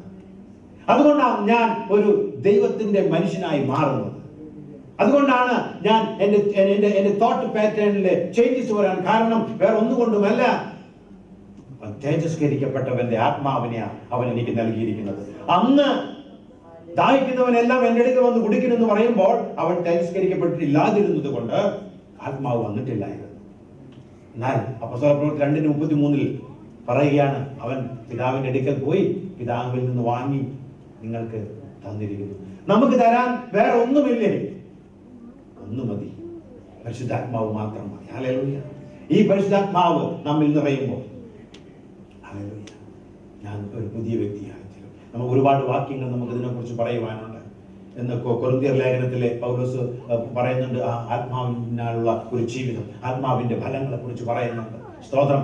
റോമർക്ക് ലേഖനത്തിൽ പറയുന്നുണ്ട്, ഈ ആത്മാവിനാലാണ് ജഡത്തിന്റെ ചിന്തകളെ നമുക്ക് മരിപ്പിച്ച് ഹല്ലേലൂയ ദൈവത്തിന്റെ മക്കളായിട്ട് നമുക്ക് ജീവിക്കുവാൻ നമ്മെ സഹായിക്കുന്നത്.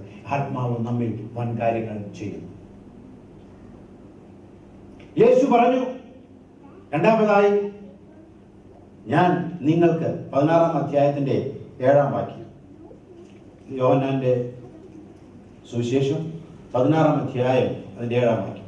എന്നാൽ ഞാൻ നിങ്ങളോട് സത്യം പറയുന്നു, ഞാൻ പോകുന്നത് നിങ്ങൾക്ക് പ്രയോജനം. ഞാൻ പോകാഞ്ഞാൽ കാര്യസ്ഥൻ നിങ്ങളുടെ അടുക്കൽ വരികയില്ല. ഞാൻ പോയാൽ അവനെ നിങ്ങളുടെ അടുക്കൽ അയക്കും. അവൻ വന്ന് പാപത്തെക്കുറിച്ചും നീതിയെക്കുറിച്ചും ന്യായവിധിയെക്കുറിച്ചും ലോകത്തിന് ബോധം വരുത്തും. ഇവിടെ യേശു പറയുകയാണ്, യേശു പറഞ്ഞിട്ടുള്ളതെല്ലാം സത്യമാണ്, അത് നമുക്കറിയാം. പക്ഷെ ഇവിടെ യേശു പറയുകയാണ്, ഞാൻ നിങ്ങളോട് സത്യം പറയും. അല്ലേ? നിങ്ങൾ വായിച്ചു കേട്ടില്ലേ? എന്താ പറഞ്ഞത്? 7-ാം വാക്യം. ഞാൻ നിങ്ങളോട് സത്യം പറയുന്നു.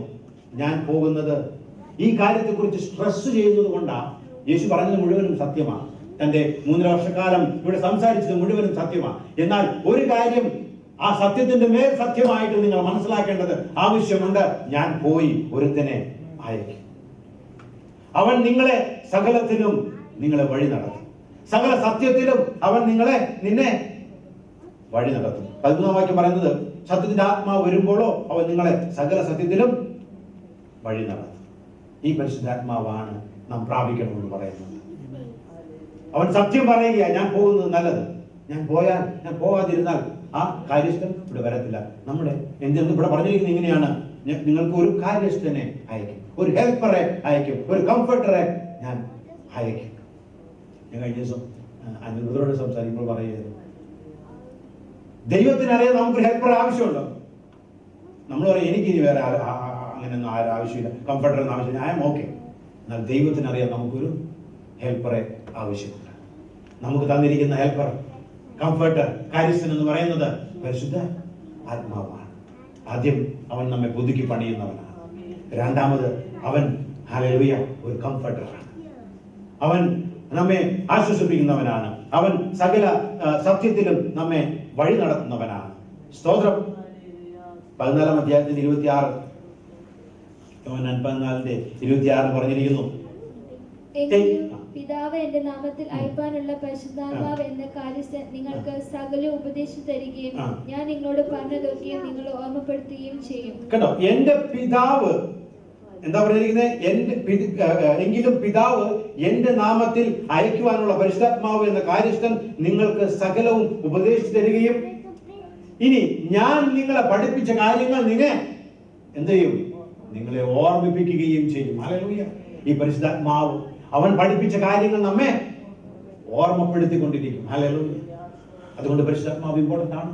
അത് കിട്ടിയേ മതിയാവത്തുള്ളൂ. നാം പുതുക്കി പണിയാൻ, ഹല്ലേലൂയ, നമ്മെ ഒരു പുതിയ മനുഷ്യനാക്കുവാൻ, അതുപോലെ തന്നെ നമ്മെ ഗൈഡ് ചെയ്യുവാൻ തക്കവണ്ണം സകല സത്യത്തിലും പിതാവ് വാഗ്ദത്തം ചെയ്തിരിക്കുന്ന ആ പരിശുദ്ധ ആത്മാവിനെ നാം പ്രാപിക്കേണ്ടത് അത്യാവശ്യമാണ്.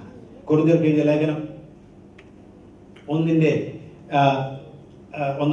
കൊരിന്ത്യർ 2:9-15 വാക്യങ്ങൾ നമുക്ക് പറയാം. അവിടെ എഴുതിയിരിക്കുന്നത് ഇങ്ങനെയാണ്, നാം ഈ പരിശുദ്ധാത്മാവിന്റെ സഹായത്തോടെ ദൈവത്തിന്റെ ഡീപ് തിങ്സ് നമുക്ക് അറിയുവാൻ ഇടയായിത്തീരും. ആഴങ്ങളെ മനസ്സിലാക്കുവാൻ നമുക്കറിയും. ലോകത്തിന് അത് മനസ്സിലാകത്തില്ല. എന്നാൽ നമുക്കറിയാം. 1 കൊരിന്ത്യർ എടുത്താട്ടെ, 2-ാം അധ്യായം. ദൈവം തന്നെ സ്നേഹിക്കുന്നവർക്ക് ഒരുക്കിയിട്ടുള്ളത് കണ്ണ് കണ്ടിട്ടില്ല, ചെവി കേട്ടിട്ടില്ല, ഒരു മനുഷ്യന്റെ ഹൃദയത്തെ തോന്നിയിട്ടുമില്ല എന്ന് എഴുതിയിരിക്കുന്നത് പോലെ തന്നെ നമുക്കോ ദൈവം തന്റെ ആത്മാവിനാൽ വെളിപ്പെടുത്തിയിരിക്കുന്നു. കണ്ടോ, ഒരു മനുഷ്യന്റെയും ബുദ്ധിയിൽ തോന്നിയിട്ടില്ല, ഒരു ജ്ഞാനിക്കും അത് ലഭിച്ചിട്ടില്ല. എന്നാൽ ദൈവത്തിന്റെ ആത്മാവ് ലഭിച്ചവനെ അത് മനസ്സിലാക്കുവാൻ ഇടയായിത്തീരും. കൂടുതൽ ഡീറ്റെയിലോട്ട് പോകാൻ സമയമില്ല. എന്നാൽ നമുക്ക് ദൈവത്തിന്റെ ആഴങ്ങളെ മനസ്സിലാക്കുവാൻ തക്കവണ്ണം, നമുക്ക് മനസ്സിലാകാത്ത, നമ്മുടെ ബുദ്ധിക്ക് മനസ്സിലാക്കുവാൻ കഴിയാത്ത, അല്ലെ, കഴിഞ്ഞ ദിവസം ഭർത്താദാസൻ പറഞ്ഞല്ലോ, ഈ ഭൂമി, ഈ ആകാശഭൂമി എങ്ങനെ ഉണ്ടാക്കി എന്നുള്ളത് ഇന്നും ജനങ്ങൾ ഇങ്ങനെ കണ്ടുപിടിച്ചുകൊണ്ടിരിക്കുക, മില്യൻസ് ചെലവാക്കിക്കൊണ്ടിരിക്കുക. എന്നാൽ ദൈവത്തിന്റെ വചനം 3 വാക്യം പറഞ്ഞു, ദൈവം അത് ഉണ്ടാക്കി. വിശ്വസിക്കുകയാണെങ്കിൽ ഈ പൈസ ഒന്നും ചെലവാക്കേണ്ട ഒരു കാര്യമില്ല. സ്തോത്രം. പരിശുദ്ധാത്മാവുള്ളവൻ അത് മനസ്സിലാകും, ഇല്ലാത്തവൻ ഇനിയും തേടിക്കൊണ്ടിരിക്കും. അല്ലെങ്കിൽ അവന് മനസ്സിലാകത്തില്ല. ദൈവത്തിന്റെ ആഴങ്ങളെ അറിയുവാൻ ഈ പരിശുദ്ധാത്മാവ് ആവശ്യമാണ്. 1 യോഹന്നാൻ 4:13 പറയുന്നത് ഇങ്ങനെയാണ്, ഈ പരിശുദ്ധാത്മാവിനാൽ എനിക്കൊരു കാര്യം മനസ്സിലാകും, ഞാൻ അവനിലും അവൻ എന്നിലും വസിക്കും. ഹല്ലേലൂയ. ഈ പരിശുദ്ധാത്മാവ് ഇല്ലാത്തവനത് പറയാൻ പറ്റത്തില്ല. ഈ പരിശുദ്ധാത്മാവിനെ അത് വായിച്ചാട്ടെ.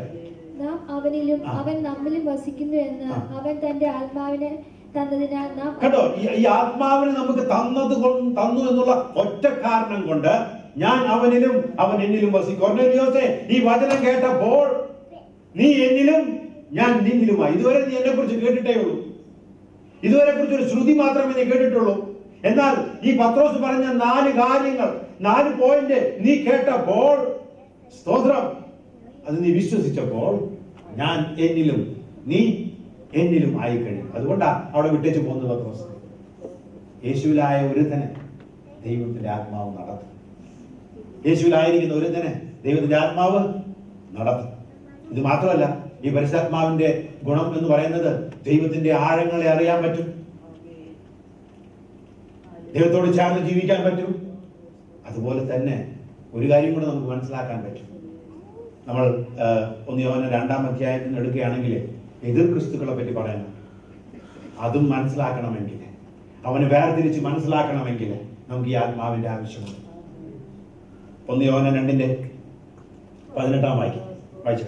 കുഞ്ഞുങ്ങളെ, ഇത് അന്ത്യനാഴികയാകുന്നു, എതിർ ക്രിസ്തു വരുന്നു എന്ന് നിങ്ങൾ കേട്ടിട്ടുണ്ടല്ലോ. അതിന്റെ 20-ാം വാക്യം. നിങ്ങളോ പരിശുദ്ധനാൽ അഭിഷേകം പ്രാപിച്ചു, സകലവും അറിയുന്നു. നിങ്ങളോ ഇതെല്ലാം അറിയുന്നു. 27-ാം വാക്യം. അവനാൽ പ്രാപിച്ച അഭിഷേകം നിങ്ങളിൽ വസിക്കുന്നു, ആരും നിങ്ങളെ ഉപദേശിപ്പാൻ ആവശ്യമില്ല. അവന്റെ അഭിഷേകം തന്നെ നിങ്ങൾക്ക് സകലവും ഉപദേശിച്ചു തരികയാലും അത് ഫോഷ്കല്ല, സത്യം തന്നെ ആയിരിക്കാലും അത് നിങ്ങളെ ഉപദേശിച്ചതുപോലെ നിങ്ങൾ അവനിൽ വസിപ്പിൻ. അപ്പോൾ എതിർ ക്രിസ്തുക്കൾ വരുന്ന കാലമാണ് അന്ത്യകാലം. ഈ സമയത്ത് ദൈവത്തിന്റെ ആത്മാവ് ലഭിച്ചിട്ടുള്ളവർക്കറിയാം ഇതാരാണ്. സ്തോത്രം. എനിക്കൊന്നും മനസ്സിലാവുന്നില്ല, ഞാൻ എന്താ. ഒരു കാര്യം വേണം, ദൈവത്തിന്റെ ആത്മാവ് നാം പ്രാപിച്ചെടുക്കണം. അത് പ്രാപിച്ചെടുത്തു കഴിഞ്ഞാൽ എനിക്കറിയാം ഇതാരായി സംസാരിക്കുന്നത്, ഈ കാര്യം കൊണ്ടുവന്നത് ആരാ, നമുക്ക് ഗ്രഹിക്കുവാൻ കഴിയും. നമ്മുടെ സ്വന്തം ബുദ്ധി കൊണ്ട് കഴിയത്തില്ല, നമ്മുടെ എഡ്യൂക്കേഷൻ കൊണ്ട് നമുക്ക് സാധിക്കത്തില്ല. എന്നാൽ ദൈവത്തിന്റെ ആത്മാവിനാൽ നമുക്കത് സാധിക്കും. ഹല്ലേലൂയ. ഈ ദൈവത്തിന്റെ ആത്മാവ് എനിക്ക് വരണം, ഈ ദൈവത്തിന്റെ ആത്മാവ് എനിക്ക് വേണം. സ്തോത്രം. ഇത് ഉണ്ടെങ്കിൽ മാത്രമേ ഞാനൊരു പുതിയ വ്യക്തിയാകത്തുള്ളൂ. ഈ പരിശുദ്ധാത്മാവിന്റെ സഹായത്തോടെ മാത്രമേ എനിക്ക് മുന്നോട്ട് പോകുവാൻ പറ്റത്തുള്ളൂ. ഒന്ന് ആലോചിച്ച് നോക്കിയേ, ദൈവത്തെയും പിശാചിന്റെയും ശബ്ദം തിരിച്ചറിയാത്ത ഒരു വ്യക്തി അവൻ എങ്ങനെ ഈ ലോകത്തിൽ ജീവിക്കുവാൻ പറ്റും?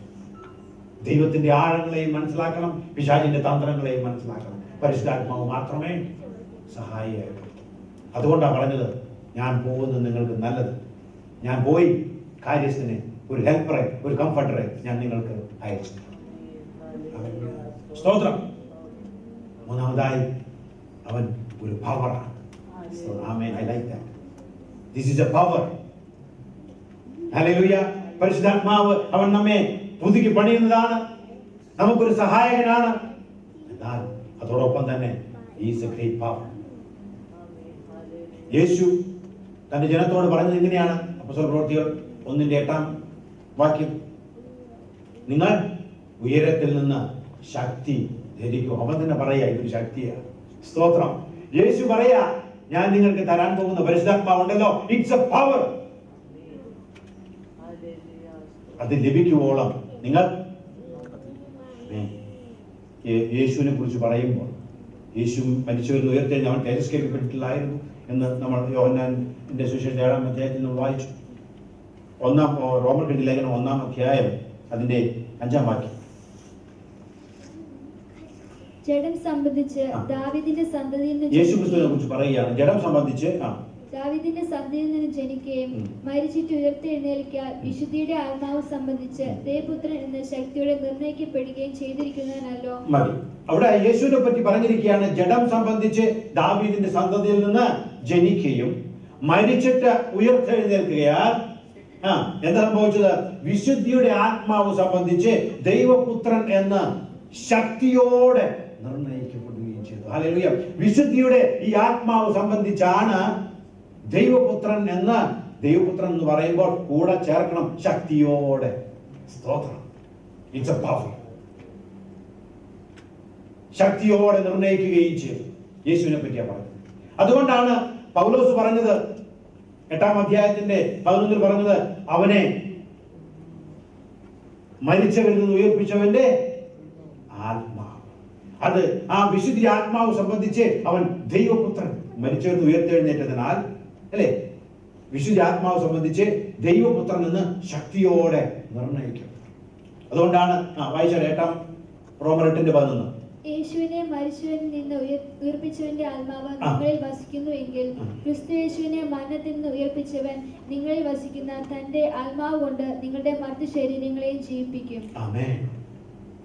അപ്പോൾ ഈ ആത്മാവ് കൊണ്ട് നിങ്ങളുടെ മർത്യ ശരീരങ്ങളെയും അവൻ ജീവിപ്പിക്കും.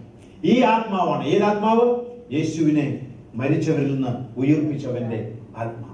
ഈ ആത്മാവ്, വിശുദ്ധ ആത്മാവ് സംബന്ധിച്ചാണ് അവൻ ദൈവപുത്രൻ എന്ന ശക്തിയോടെ നിർണയിക്കപ്പെട്ടത്. ഈ ആത്മാവാണ് അവനെ മരിച്ചവരിൽ ഉയർത്തെഴുന്നേൽപ്പിച്ചത്. ഈ ആത്മാവിനെയാണ് നമുക്ക് അവൻ തന്നിരിക്കുന്നത്. പിതാവിൽ നിന്നും വാങ്ങിച്ച് അവൻ നമുക്ക് ഏൽപ്പിച്ചു തന്നിരിക്കുന്നത് ഈ ആത്മാവിനെയാണ്. സ്തോത്രം. അതുകൊണ്ട് തന്നെ അപ്പസ്തോല പ്രവൃത്തികളിലെ ആ പ്രവൃത്തികൾ നമുക്കറിയാം. ചില അത് the acts of Holy Spirit എന്നും പറയും. പരിശുദ്ധാത്മാവിന്റെ പ്രവൃത്തിയാണ്. ഈ പവറാണ്. അവിടെ അപ്പസ്തോല പ്രവൃത്തികൾ 4:33 പറഞ്ഞിരിക്കുന്നത്, അവർ ശക്തിയോടെ 4:33 വായിക്കുന്നത് ഇങ്ങനെയാണ്: അപ്പോസ്തലന്മാർ മഹാശക്തിയോടെ കർത്താവായ യേശുവിന്റെ പുനരുത്ഥാനത്തിനും സാക്ഷ്യം പറഞ്ഞു വന്നു. അവർ മതി. അവർ അപ്പോസ്തലന്മാർ എങ്ങനെയാണ്? മഹാശക്തിയോടെ യേശുവിന്റെ പുനരുത്ഥാനത്തിന് സാക്ഷ്യം പറഞ്ഞു വന്നു. ഈ പുനരുത്ഥാനം എന്ന് പറയുമ്പോൾ ദൈവത്തിന്റെ ആത്മാവ്, അല്ലെ, ആ ആത്മാവ് വന്നിട്ടാണ് ഈ പുനരുത്ഥാനം സംഭവിച്ചിരിക്കുന്നത്. ഇത് പറയുന്ന അപ്പോസ്തലന്മാരുടെ ഉള്ളിൽ ആ പവറാണ്.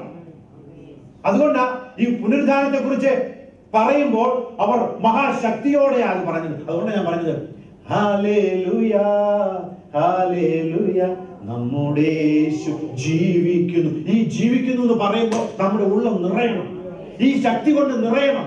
ഹല്ലേലൂയ. ഈ ആത്മാവിന്റെ ശക്തി കൊണ്ടാ അവൻ മരിച്ച യേശുവിനെ ഉയർപ്പിച്ചിരിക്കുന്നു. അവനൊന്ന് ജീവിക്കുന്നു എന്ന് പറയുമ്പോൾ, അവനൊന്ന് ജീവിക്കുന്നു എന്ന് പാടുമ്പോൾ നമുക്ക് ആ പവർ വേണം.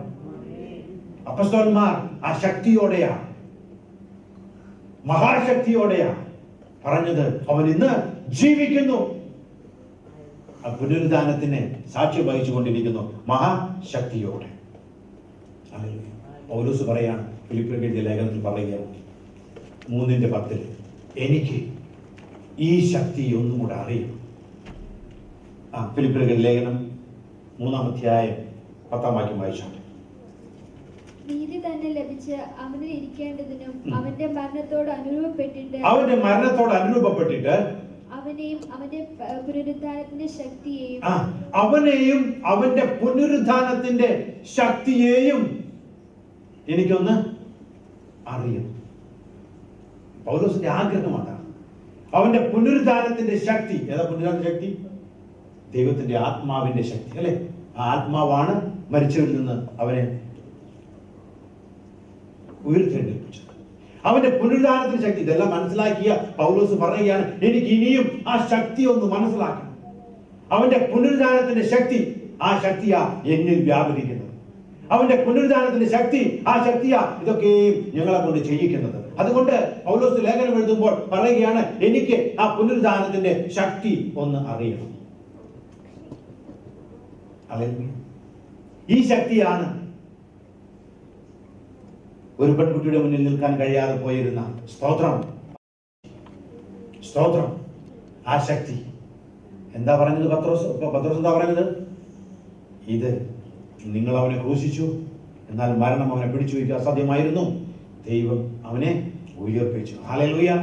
ഇതായിരുന്നു ശക്തി. ഈ ശക്തി മനസ്സിലാക്കിയത് കൊണ്ടാ കൊർന്നേലിയോസിന്റെ ഭവനത്തിലോട്ട് പത്രോസിനെ വിടണമെന്ന് ദൈവത്തിന് മനസ്സിലായത്. കൃത്യസമയത്ത് അവനോട് പറഞ്ഞു, നീ അവിടെ ചെല്ല്, നീ ഒരു വാക്ക് മാത്രം പറഞ്ഞാൽ മതി. അവിടെ വെച്ച് പത്രോസ് പറഞ്ഞു, ഹല്ലേലൂയ, അവൻ ജീവിച്ച് നിങ്ങൾ അറിയുമല്ലോ, അവനെ കുറിച്ച് നിങ്ങൾ കേട്ടല്ലോ. എന്നാൽ അവനെ കൊന്നു, എന്നാൽ ദൈവം അവനെ ഉയർപ്പിച്ചു. ഹല്ലേലൂയ. അവനിൽ വിശ്വസിക്കുകയാണെങ്കിൽ നിങ്ങൾ രക്ഷിക്കപ്പെടും പറയുന്നതും അവരുടെ മേൽ പരിശുദ്ധാത്മാവ് ഇറങ്ങി വന്നു. പുനരുദ്ധാനത്തിന്റെ ശക്തി ഇന്നും നമ്മുടെ മധ്യത്തിൽ വ്യാപരിക്കുന്നത്. പുനരുദ്ധാനത്തിന്റെ ശക്തി നമ്മെ ഒരു പുതു മനുഷ്യനാക്കി മാറ്റുന്നത് ഈ പുനരുദ്ധാനത്തിന്റെ ശക്തി. നമ്മെ സഹായിക്കുന്നത്, ഹെൽപ്പറായിട്ട് നമ്മൾ കൂടെ നിൽക്കുന്നത്, ദൈവത്തെയും ഹല്ലേലൂയ ഇവിടെയുള്ള ദുഷ്ടനെയും നമുക്ക് മാറ്റി കാണുവാൻ, മനസ്സിലാക്കുവാൻ നമ്മുടെ ബുദ്ധിയിൽ, നമ്മുടെ ഉള്ളിൽ കർത്താവ് സഹായിക്കുന്നത് ഈ ആത്മാവിന്റെ ശക്തിയാണ്. മാത്രമല്ല അപ്പോസ്തലന്മാർ കാണിച്ചിരുന്ന പോലെ, അവരിൽ ഉണ്ടായിരുന്നത് പോലെ ആ ശക്തിയോടെ ഇന്ന് നമ്മെ നടത്തുവാൻ ഈ പരിശുദ്ധാത്മാവ് ഹല്ലേലൂയ സ്തോത്രം സന്നദ്ധരായിട്ട് നിൽക്കുകയാണ്. സ്തോത്രം. ഒരു സാഹചര്യം അന്ന് അവിടെ ഉണ്ടായിരുന്നവർ ഒരുക്കി കൊടുത്തതുപോലെ എന്നോട് സംസാരിക്കണമേ. കൊർന്നേലിയോസും പറഞ്ഞു, കൊർന്നേലിയോസിന്റെ ബന്ധുക്കളും പറഞ്ഞു, ഫ്രണ്ട്സും പറഞ്ഞു, yes we are ready to hear. ഒരു ദൂതൻ പറഞ്ഞതാ. ഞാൻ പറയാം, നമ്മളൊക്കെ പറയാം, എന്തോ ഉറക്കത്തിൽ എന്തോ വിച്ചും പോയി പറയുന്നു, ഞാനൊന്നും അങ്ങോട്ടില്ലെന്ന് പറയും. ഹല്ലേലൂയ സ്തോത്രം. നമുക്ക് ദൈവത്തെ കുറിച്ചുള്ള അറിവ് വേണം. ദൈവത്തിന്റെ ഹല്ലേലൂയ സ്തോത്രം ആത്മാവിനെ കുറിച്ചുള്ള അറിവ് നമുക്ക് വേണം. അത് നാം എന്ത് ചെയ്യും? ഇതുപോലെ നമ്മെ നിർത്തും. മാത്രമല്ല അതിന്റെ 17-ാം അധ്യായത്തിന്റെ 12-ാം വാക്യം, അപ്പോസ്തലപ്രവൃത്തികൾ 17-ാം അധ്യായത്തിന്റെ 12-ാം വാക്യം, അവിടെ പത്രോസ് ചെയ്തിരുന്നത് പോലെ പൗലോസും പറയുകയാണ് ആ പുനരുദ്ധാനത്തിന്റെ ശക്തി. വായിച്ചട്ടെ. എപ്യൂക്യരും സ്തോയിക്കരുമായ തത്വജ്ഞാനികൾ ചിലർ അവനോട് വാദിച്ചു, ഈ വിടുവായവൻ എന്തു പറയുവാൻ പോകുന്നു എന്ന്. ചിലരും അവൻ യേശുവിനെയും പുനരുദ്ധാനത്തെയും പ്രസംഗിക്കുകൊണ്ട് ഇവൻ അന്യദേവതകളെ പോഷിക്കുന്നവൻ എന്ന് തോന്നുന്നു എന്ന് മറ്റു ചിലരും സ്തോത്രം. അവർ പറയും, ഈ വിടുവായൻ എന്താ പറയുന്നത്? ചുമ്മാ എന്തെങ്കിലും പിച്ചുമ്പയും പറഞ്ഞുകൊണ്ട് നടക്കുന്നവനാണ്. എന്നാൽ ഒരു കാര്യം അവർക്ക് മനസ്സിലായി. അവൻ എന്താ പറഞ്ഞത്? അവർ യേശുവിനെയും അവന്റെ പുനരുദ്ധാനത്തെയും കുറിച്ചാണ് പറഞ്ഞത്. സ്തോത്രം. ഇത് പൗലോസ് ഇത് പറയുമ്പോൾ അവന്റെ ഉള്ളിൽ എന്തുണ്ട്? യേശുവിനെയും പുനരുദ്ധാനത്തെയും കുറിച്ച് പറയുന്നവന്റെ ഉള്ളിൽ എന്തുണ്ട്? പരിശുദ്ധാത്മാവിന്റെ ശക്തിയുണ്ട്. ഹല്ലേലൂയ. ആ പുനരുദ്ധാനത്തിന്റെ ശക്തി ഉള്ളിൽ ലഭിച്ചവനാ പറയുന്നത് എന്ത്? യേശു ജീവിക്കുന്നു. ആ പുനരുദ്ധാനത്തിന്റെ ശക്തി ഉള്ളിൽ നിറഞ്ഞവനാ പൗലോസ് പറയുന്നു, അവൻ യേശുവിനെ കുറിച്ചും പുനരുദ്ധാനത്തെ കുറിച്ചും പറയുന്നു. അപ്പോസ്തലന്മാർ ഹല്ലേലൂയ സ്തോത്രം മഹാശക്തിയോടെ പറയുന്നു. എന്താ കാര്യം എന്നറിയാമോ? ഈ പരിശുദ്ധാത്മാവിന്റെ ശക്തി എന്നിൽ വന്നിരിക്കുന്നു. എന്ത് ശക്തിയാ? യേശുവിനെ മരിച്ചവരിൽ നിന്ന് ഉയർപ്പിച്ചവന്റെ ശക്തി. ഹല്ലേലൂയ. ഒരുപക്ഷെ നമ്മുടെ സാഹചര്യങ്ങൾ നമുക്ക് അനുകൂലമല്ലായിരിക്കും, എന്നാൽ ആ സാഹചര്യങ്ങളുടെ മധ്യത്തിൽ നമ്മെ സഹായിക്കുന്നു. നമ്മുടെ ചിന്ത സ്തോത്രം പരിശുദ്ധാത്മാവ് എന്ന് പറയുമ്പോൾ ഒരു ദേവദാസൻ പറഞ്ഞ് ഞാൻ കേട്ടിട്ടുണ്ട്. ഒരു പാട്ട് പാടി അതിന്റെ 3-ാമത്തെ സ്റ്റാൻസ 3 പ്രാവശ്യം പാടുമ്പോൾ നമുക്ക് കൈയടിയൊക്കെ വന്നിട്ട് വരുന്നതായി പരിശുദ്ധാത്മാവിന്റെ സാന്നിധ്യം. എന്നാൽ പരിശുദ്ധാത്മാവിന്റെ സാന്നിധ്യം അതല്ല. അതുകൊണ്ട് നമുക്ക് ആത്മാവിൽ ആരാധിക്കാനും ഒക്കെ ദൈവം. എന്നാൽ എപ്പോൾ നോക്കിയാലും, ഞാൻ പണ്ട് ഒരു ചർച്ച പോയപ്പോൾ അവിടെ അങ്ങനെ തന്നെയായിരുന്നു. ആ പാട്ടിന്റെ ഒരു 3-ാമത്തെ സ്റ്റാൻസ് 1 പാടി 2 പാടി ഒരു അനക്കൂല 3 പാടി 3 പ്രാവശ്യം കൂടി ഒരു അനക്കൂല 2 പാടി 3-ാമത്തെ പ്രാവശ്യം പാടുമ്പോഴേക്കും എല്ലാവർക്കും കുറച്ച് വരും. എന്നാൽ ദൈവത്തിന്റെ ആത്മാവ് സ്തോത്രം ഇന്ന് യേശുവിന്റെ പുനരുദ്ധാനത്തെ കുറിച്ച് ചിന്തിക്കുമ്പോൾ നമ്മുടെ ഉള്ളിൽ നിറയുന്നതായ, അവൻ ഇന്ന് ജീവിക്കുന്നു എന്ന് പറയുമ്പോൾ നമ്മെ ബലപ്പെടുത്തുന്ന ആത്മാവ്. സ്തോത്രം. ഇവിടെ നമുക്ക് കാണുവാൻ കഴിയും അപ്പോസ്തലപ്രവൃത്തികൾ 4-ാം അധ്യായത്തിന്റെ 7-8 അവിടെ ഒരു രോഗിക്ക് സൗഖ്യം ലഭിച്ചതിന് കാരണം കൊണ്ട് പത്രോസിനെ പിടിച്ച് ചോദിക്കുകയാണ്, 4-ാം അധ്യായത്തിന്റെ 7-8 വാക്യം. ഇവർ അവരെ നടുവിൽ നിർത്തി ഏത് ശക്തി കൊണ്ടോ ഏത് നാമത്തിലോ നിങ്ങൾ ഇവരെ പിടിച്ചു കൊണ്ടുപോയി അവിടെയുള്ള ലീഡേഴ്സിന്റെ മുന്നിൽ നിർത്തിയിട്ട് ക്വസ്റ്റ്യൻ ചെയ്യുമ്പോൾ എന്താ അടുത്ത വാക്യം പറയുന്നത്? ഏത് ശക്തി കൊണ്ടോ ഏത് നാമത്തിലോ നിങ്ങൾ ഇത് ചെയ്തു എന്ന് ചോദിച്ചു. സ്തോത്രം. പത്രോസ് പരിശുദ്ധാത്മാവ് അവിടെ നിറയുന്നതാ പരിശുദ്ധാത്മാവിന്റെ സാന്നിധ്യം. ഹല്ലേലൂയ. അല്ലാതെ ഒരു പാട്ട് പാടി 3 ചാൻസ് കൊണ്ട് നിറയുന്നതല്ല. ചോദ്യങ്ങൾക്ക് മുന്നിലെ ഹല്ലേലൂയ സ്തോത്രം. നമ്മെ ഇപ്രകാരം കൊണ്ടുപോയി അവർ ചോദിക്കുകയാണ്, നീ എന്ത് അധികാരത്തിലാണ് ഇത് ചെയ്യുന്നതെന്ന് ചോദിക്കുമ്പോൾ നിറയുന്ന ഒരു ശക്തിയുണ്ട്. അതാ പരിശുദ്ധാത്മാവിന്റെ ശക്തി. ഹല്ലേലൂയ. പല്ല് കടിച്ച് ഇവരെ കൊല്ലണമെന്ന് പറഞ്ഞ് കല്ലെടുത്ത് സ്തെഫാനോസിന്റെ ഹല്ലേലൂയ സ്തോത്രം കൂടെ വരുമ്പോഴാണ് അവൻ പരിശുദ്ധാത്മാവിൽ നിറഞ്ഞ് യേശു നിൽക്കുന്നത് കാണുന്നത്. സ്തോത്രം. അല്ലാതെ നമുക്ക് എല്ലാം കിട്ടി സന്തോഷമുണ്ട് അന്നേരം നിറയുന്ന ഒരു ശക്തിയല്ല ഈ ശക്തി എന്ന് പറയുന്നത്. നമ്മുടെ മുന്നിൽ പ്രയാസങ്ങൾ വരുമ്പോൾ, സംഘർഷങ്ങൾ വരുമ്പോൾ, ഹല്ലേലൂയ നിൽക്കാൻ കഴിയത്തില്ല എന്ന് വരുമ്പോൾ, ആയിരങ്ങൾ നമ്മുടെ ചോദ്യങ്ങൾ ഹല്ലേലൂയ നമ്മോട് ചോദിച്ചുകൊണ്ടിരിക്കുമ്പോൾ നമ്മിൽ നിറയുന്ന ഒരു ശക്തിയാ ഈ പരിശുദ്ധാത്മാവിന്റെ ശക്തി. ഹല്ലേലൂയ. അനേകർ നമ്മെ ഹല്ലേലൂയ സ്തോത്രം കല്ലെറിയാൻ വരുമ്പോൾ സ്തോത്രം അപ്പോൾ നിറയുന്ന ശക്തിയാ ഈ പരിശുദ്ധാത്മാവിന്റെ ശക്തി. ഈ ശക്തിയോടെ ആയിരിക്കണം നാം ഇവിടുന്ന് കടന്നു പോകേണ്ടത്. ഹല്ലേലൂയ. നമ്മെ പുതുക്കി പണിയുന്ന ശക്തിയാ, നമുക്ക് സഹായകമായി നിൽക്കുന്ന ശക്തിയാ. ഹല്ലേലൂയ. അതുപോലെ തന്നെ സ്തോത്രം നമ്മെ ഡൈനാമികമായിട്ട് കൊണ്ടുചെല്ലുന്ന ഒരു ശക്തിയായി. യോഹന്നാനോട് ചോദിച്ചാൽ പറയും, ആരുമില്ലാതെ എന്നെ പത്മോസ് ദ്വീപിലേക്ക് എന്നെ നാട് കടത്തിയതാ, ഇനി തിരിച്ചു വരത്തില്ല എന്ന് വിചാരിച്ച് എല്ലാം കഴിഞ്ഞു, ഇവിടെ തീരട്ടെ എന്ന് പറഞ്ഞിട്ട് എന്നെ നാട് കടത്തിയപ്പോൾ അവിടെ ആത്മാവിൽ അവൻ വിവേശനായി. അവിടെ നിറയുന്നതാ ശക്തി. ഹല്ലേലൂയ. അവിടെ നിറയുന്ന പരിശുദ്ധാത്മാവിന്റെ ശക്തിയാ അവൻ പിതാവിൽ നിന്ന് വാങ്ങിച്ച് എനിക്കും നിങ്ങൾക്കും തന്നിരിക്കുന്നു. ദൈവമക്കളെ, ഇനി നടക്കാനുള്ള കാര്യങ്ങൾ മുഴുവനും എഴുതാനായിട്ട് ദൈവം ബലപ്പെടുത്തിയത് ആ ആത്മാവിന്റെ ശക്തി കൊണ്ട്. സ്തോത്രം. ദൈവം നമ്മോട് ആഗ്രഹിക്കുന്നത് ഈ ആത്മാവിന്റെ ശക്തിയെ കുറിച്ച് നാം മനസ്സിലാക്കണമെന്നാണ്. സ്തോത്രം. ഹല്ലേലൂയ. ഷണ്ണനോട് സുവിശേഷം പറഞ്ഞതിന് ശേഷം ഫിലിപ്പോസിന് എന്താ സംഭവിച്ചെന്ന് അറിയാമോ? ഹല്ലേലൂയ. പരിശുദ്ധാത്മാവ് എടുത്തുകൊണ്ടുപോയത്. Hallelujah. We will have to do something. Hallelujah. സ്തോത്രം. ദൈവത്തിന്റെ ആത്മാവ് ചിലരെ എടുത്ത് കൊണ്ടുപോകുന്നത്, ദൈവത്തിന്റെ മിഷനിലായിരിക്കുന്ന ചിലരുടെ മേലെ ചിലത് സംഭവിക്കുന്ന ദിവസങ്ങളാണ്. ചിലത് ഹല്ലേലൂയ സ്തോത്രം ചിലത് സംഭവിക്കും ഈ പരിശുദ്ധാത്മാവിന്റെ ശക്തിയാണ്. ഹല്ലേലൂയ. കർത്താവിന് വേണ്ടി ഇറങ്ങിത്തിരിക്കുന്ന ചിലരുടെ ജീവിതങ്ങളിൽ ചിലത് സംഭവിക്കും. ചിലപ്പോൾ അവൻ ഇവിടെ കാണുന്നില്ല, ഇപ്പോൾ ഇവിടെ കാണുന്നല്ലോ എന്ന് ജനങ്ങൾ പറയുന്നത് പോലെ ചില മാറ്റങ്ങൾ നമ്മുടെ ജീവിതത്തിൽ സംഭവിക്കും. ഡോക്ടർ ഗ്രേസ് പറഞ്ഞ കാര്യങ്ങൾ നമ്മൾ ചിന്തിക്കുന്നു. അവരിങ്ങനെ ഓടി നടക്കുകയായിരുന്നു. ഞാൻ കണ്ടല്ലോ, ഞാൻ ഇത് കണ്ടല്ലോ, ഞാൻ രോഗികൾ വരുമ്പോൾ കഥാവിനെ കുറിച്ച് പറയുന്നത് പോലെ ഇഞ്ചക്ഷൻ കൊടുത്തുകൂടാ സമയമുള്ളൂ. സ്തോത്രം. ദൈവത്തിന്റെ ആത്മാവാണ് തിരഞ്ഞെടുക്കുന്നത്. സ്തോത്രം.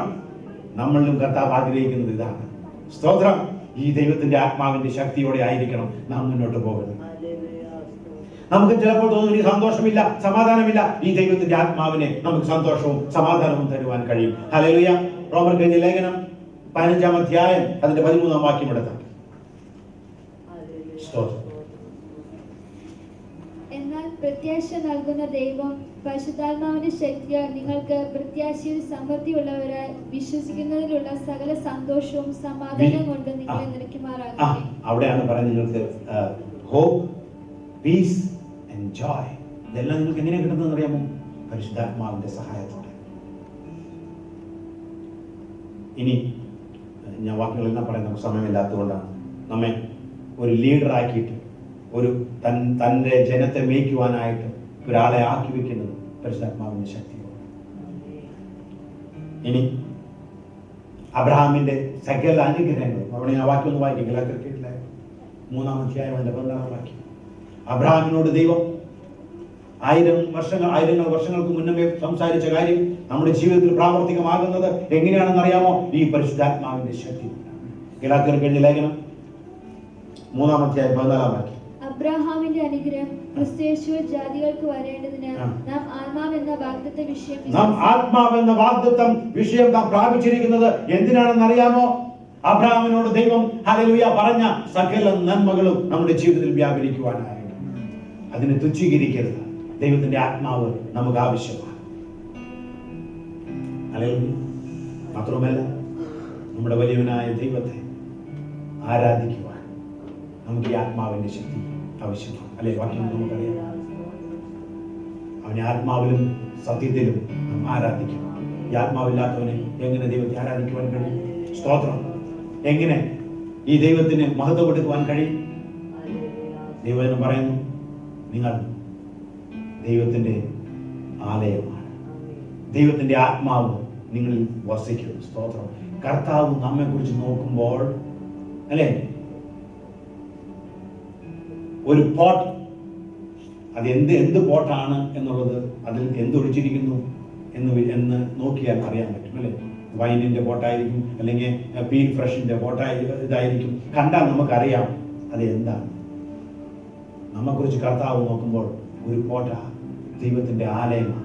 ദൈവത്തിന്റെ ആത്മാവ് നിറഞ്ഞിരിക്കുന്ന ഒരു ആലയം. എന്താ ദൈവം നോക്കുന്നു? ഈ ആത്മാവില്ലെങ്കിൽ പിന്നെ നമ്മൾ എന്തിനാ? സ്തോത്രം.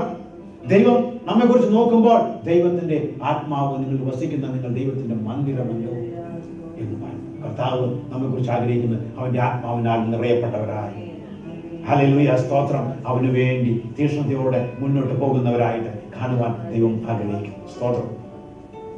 ഹല്ലേലൂയ.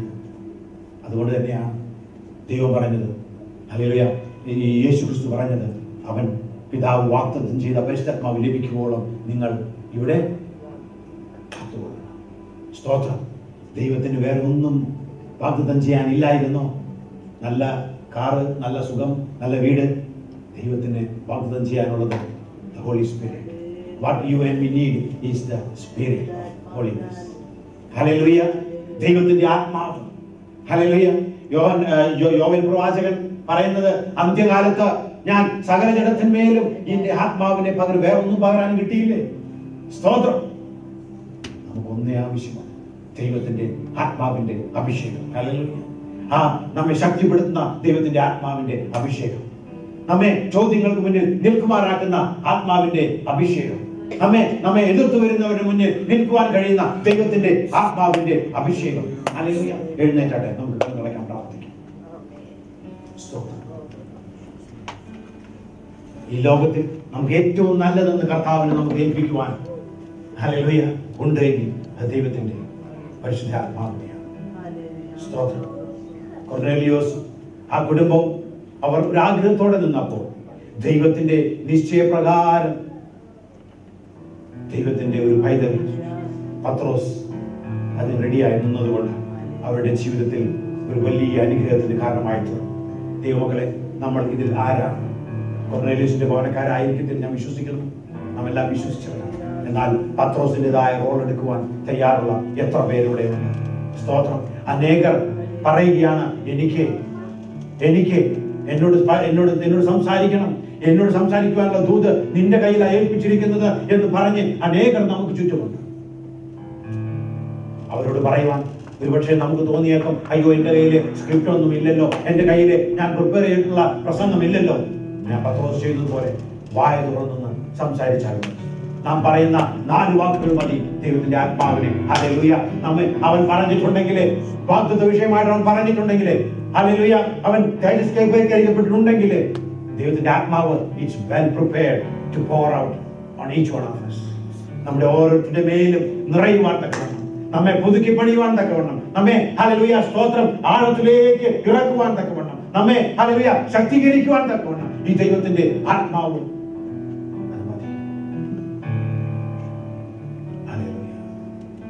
സ്തോത്രം. കർത്താവേ, നല്ല സമയത്തിന് ആടിഞ്ഞിറങ്ങി സ്തുതിക്കും. ഈ ആത്മാവിന്റെ ശക്തി, ഹല്ലേലൂയ, ഞങ്ങളുടെ മേൽ പകരും. അങ്ങ് തേജസ്കരിക്കപ്പെട്ട് പിതാവിൽ നിന്ന് വാങ്ങി ഏൽപ്പിച്ചെന്ന ആ വലിയ ശക്തി, അപ്പോസ്തലന്മാർ അവർ, ഹല്ലേലൂയ, സ്തോത്രം, പ്രസംഗിച്ച ആ വലിയ ശക്തി, ആ പുനരുദ്ധാനത്തിന്റെ ശക്തി, അപ്പൊ അത് രുചിച്ചറിഞ്ഞ് ആ ശക്തിയോടെ മുന്നോട്ട് പോകുവാൻ ഇന്ന് വചനം കേട്ട എല്ലാവരെയും കർത്താവ് സഹായിക്കും. ചില ചോദ്യങ്ങളുടെ മുന്നിലായിരിക്കും, ചില വിഷയങ്ങളുടെ മുന്നിലായിരിക്കും.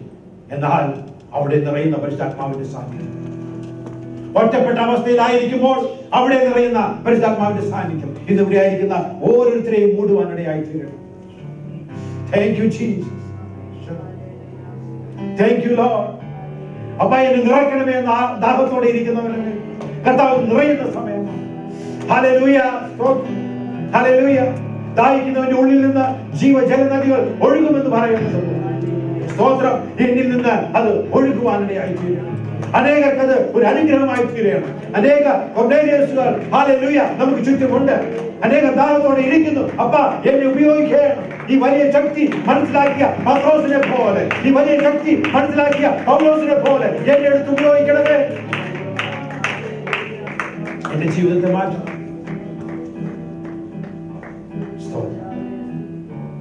വചനത്തെ ധ്യാനിച്ചുകൊണ്ട് നമ്മെല്ലാവരും പ്രാർത്ഥനയോടെ ആയിരിക്കുമ്പോൾ ഒരാൾക്ക് ശബ്ദമുയർത്തി പ്രാർത്ഥിക്കും.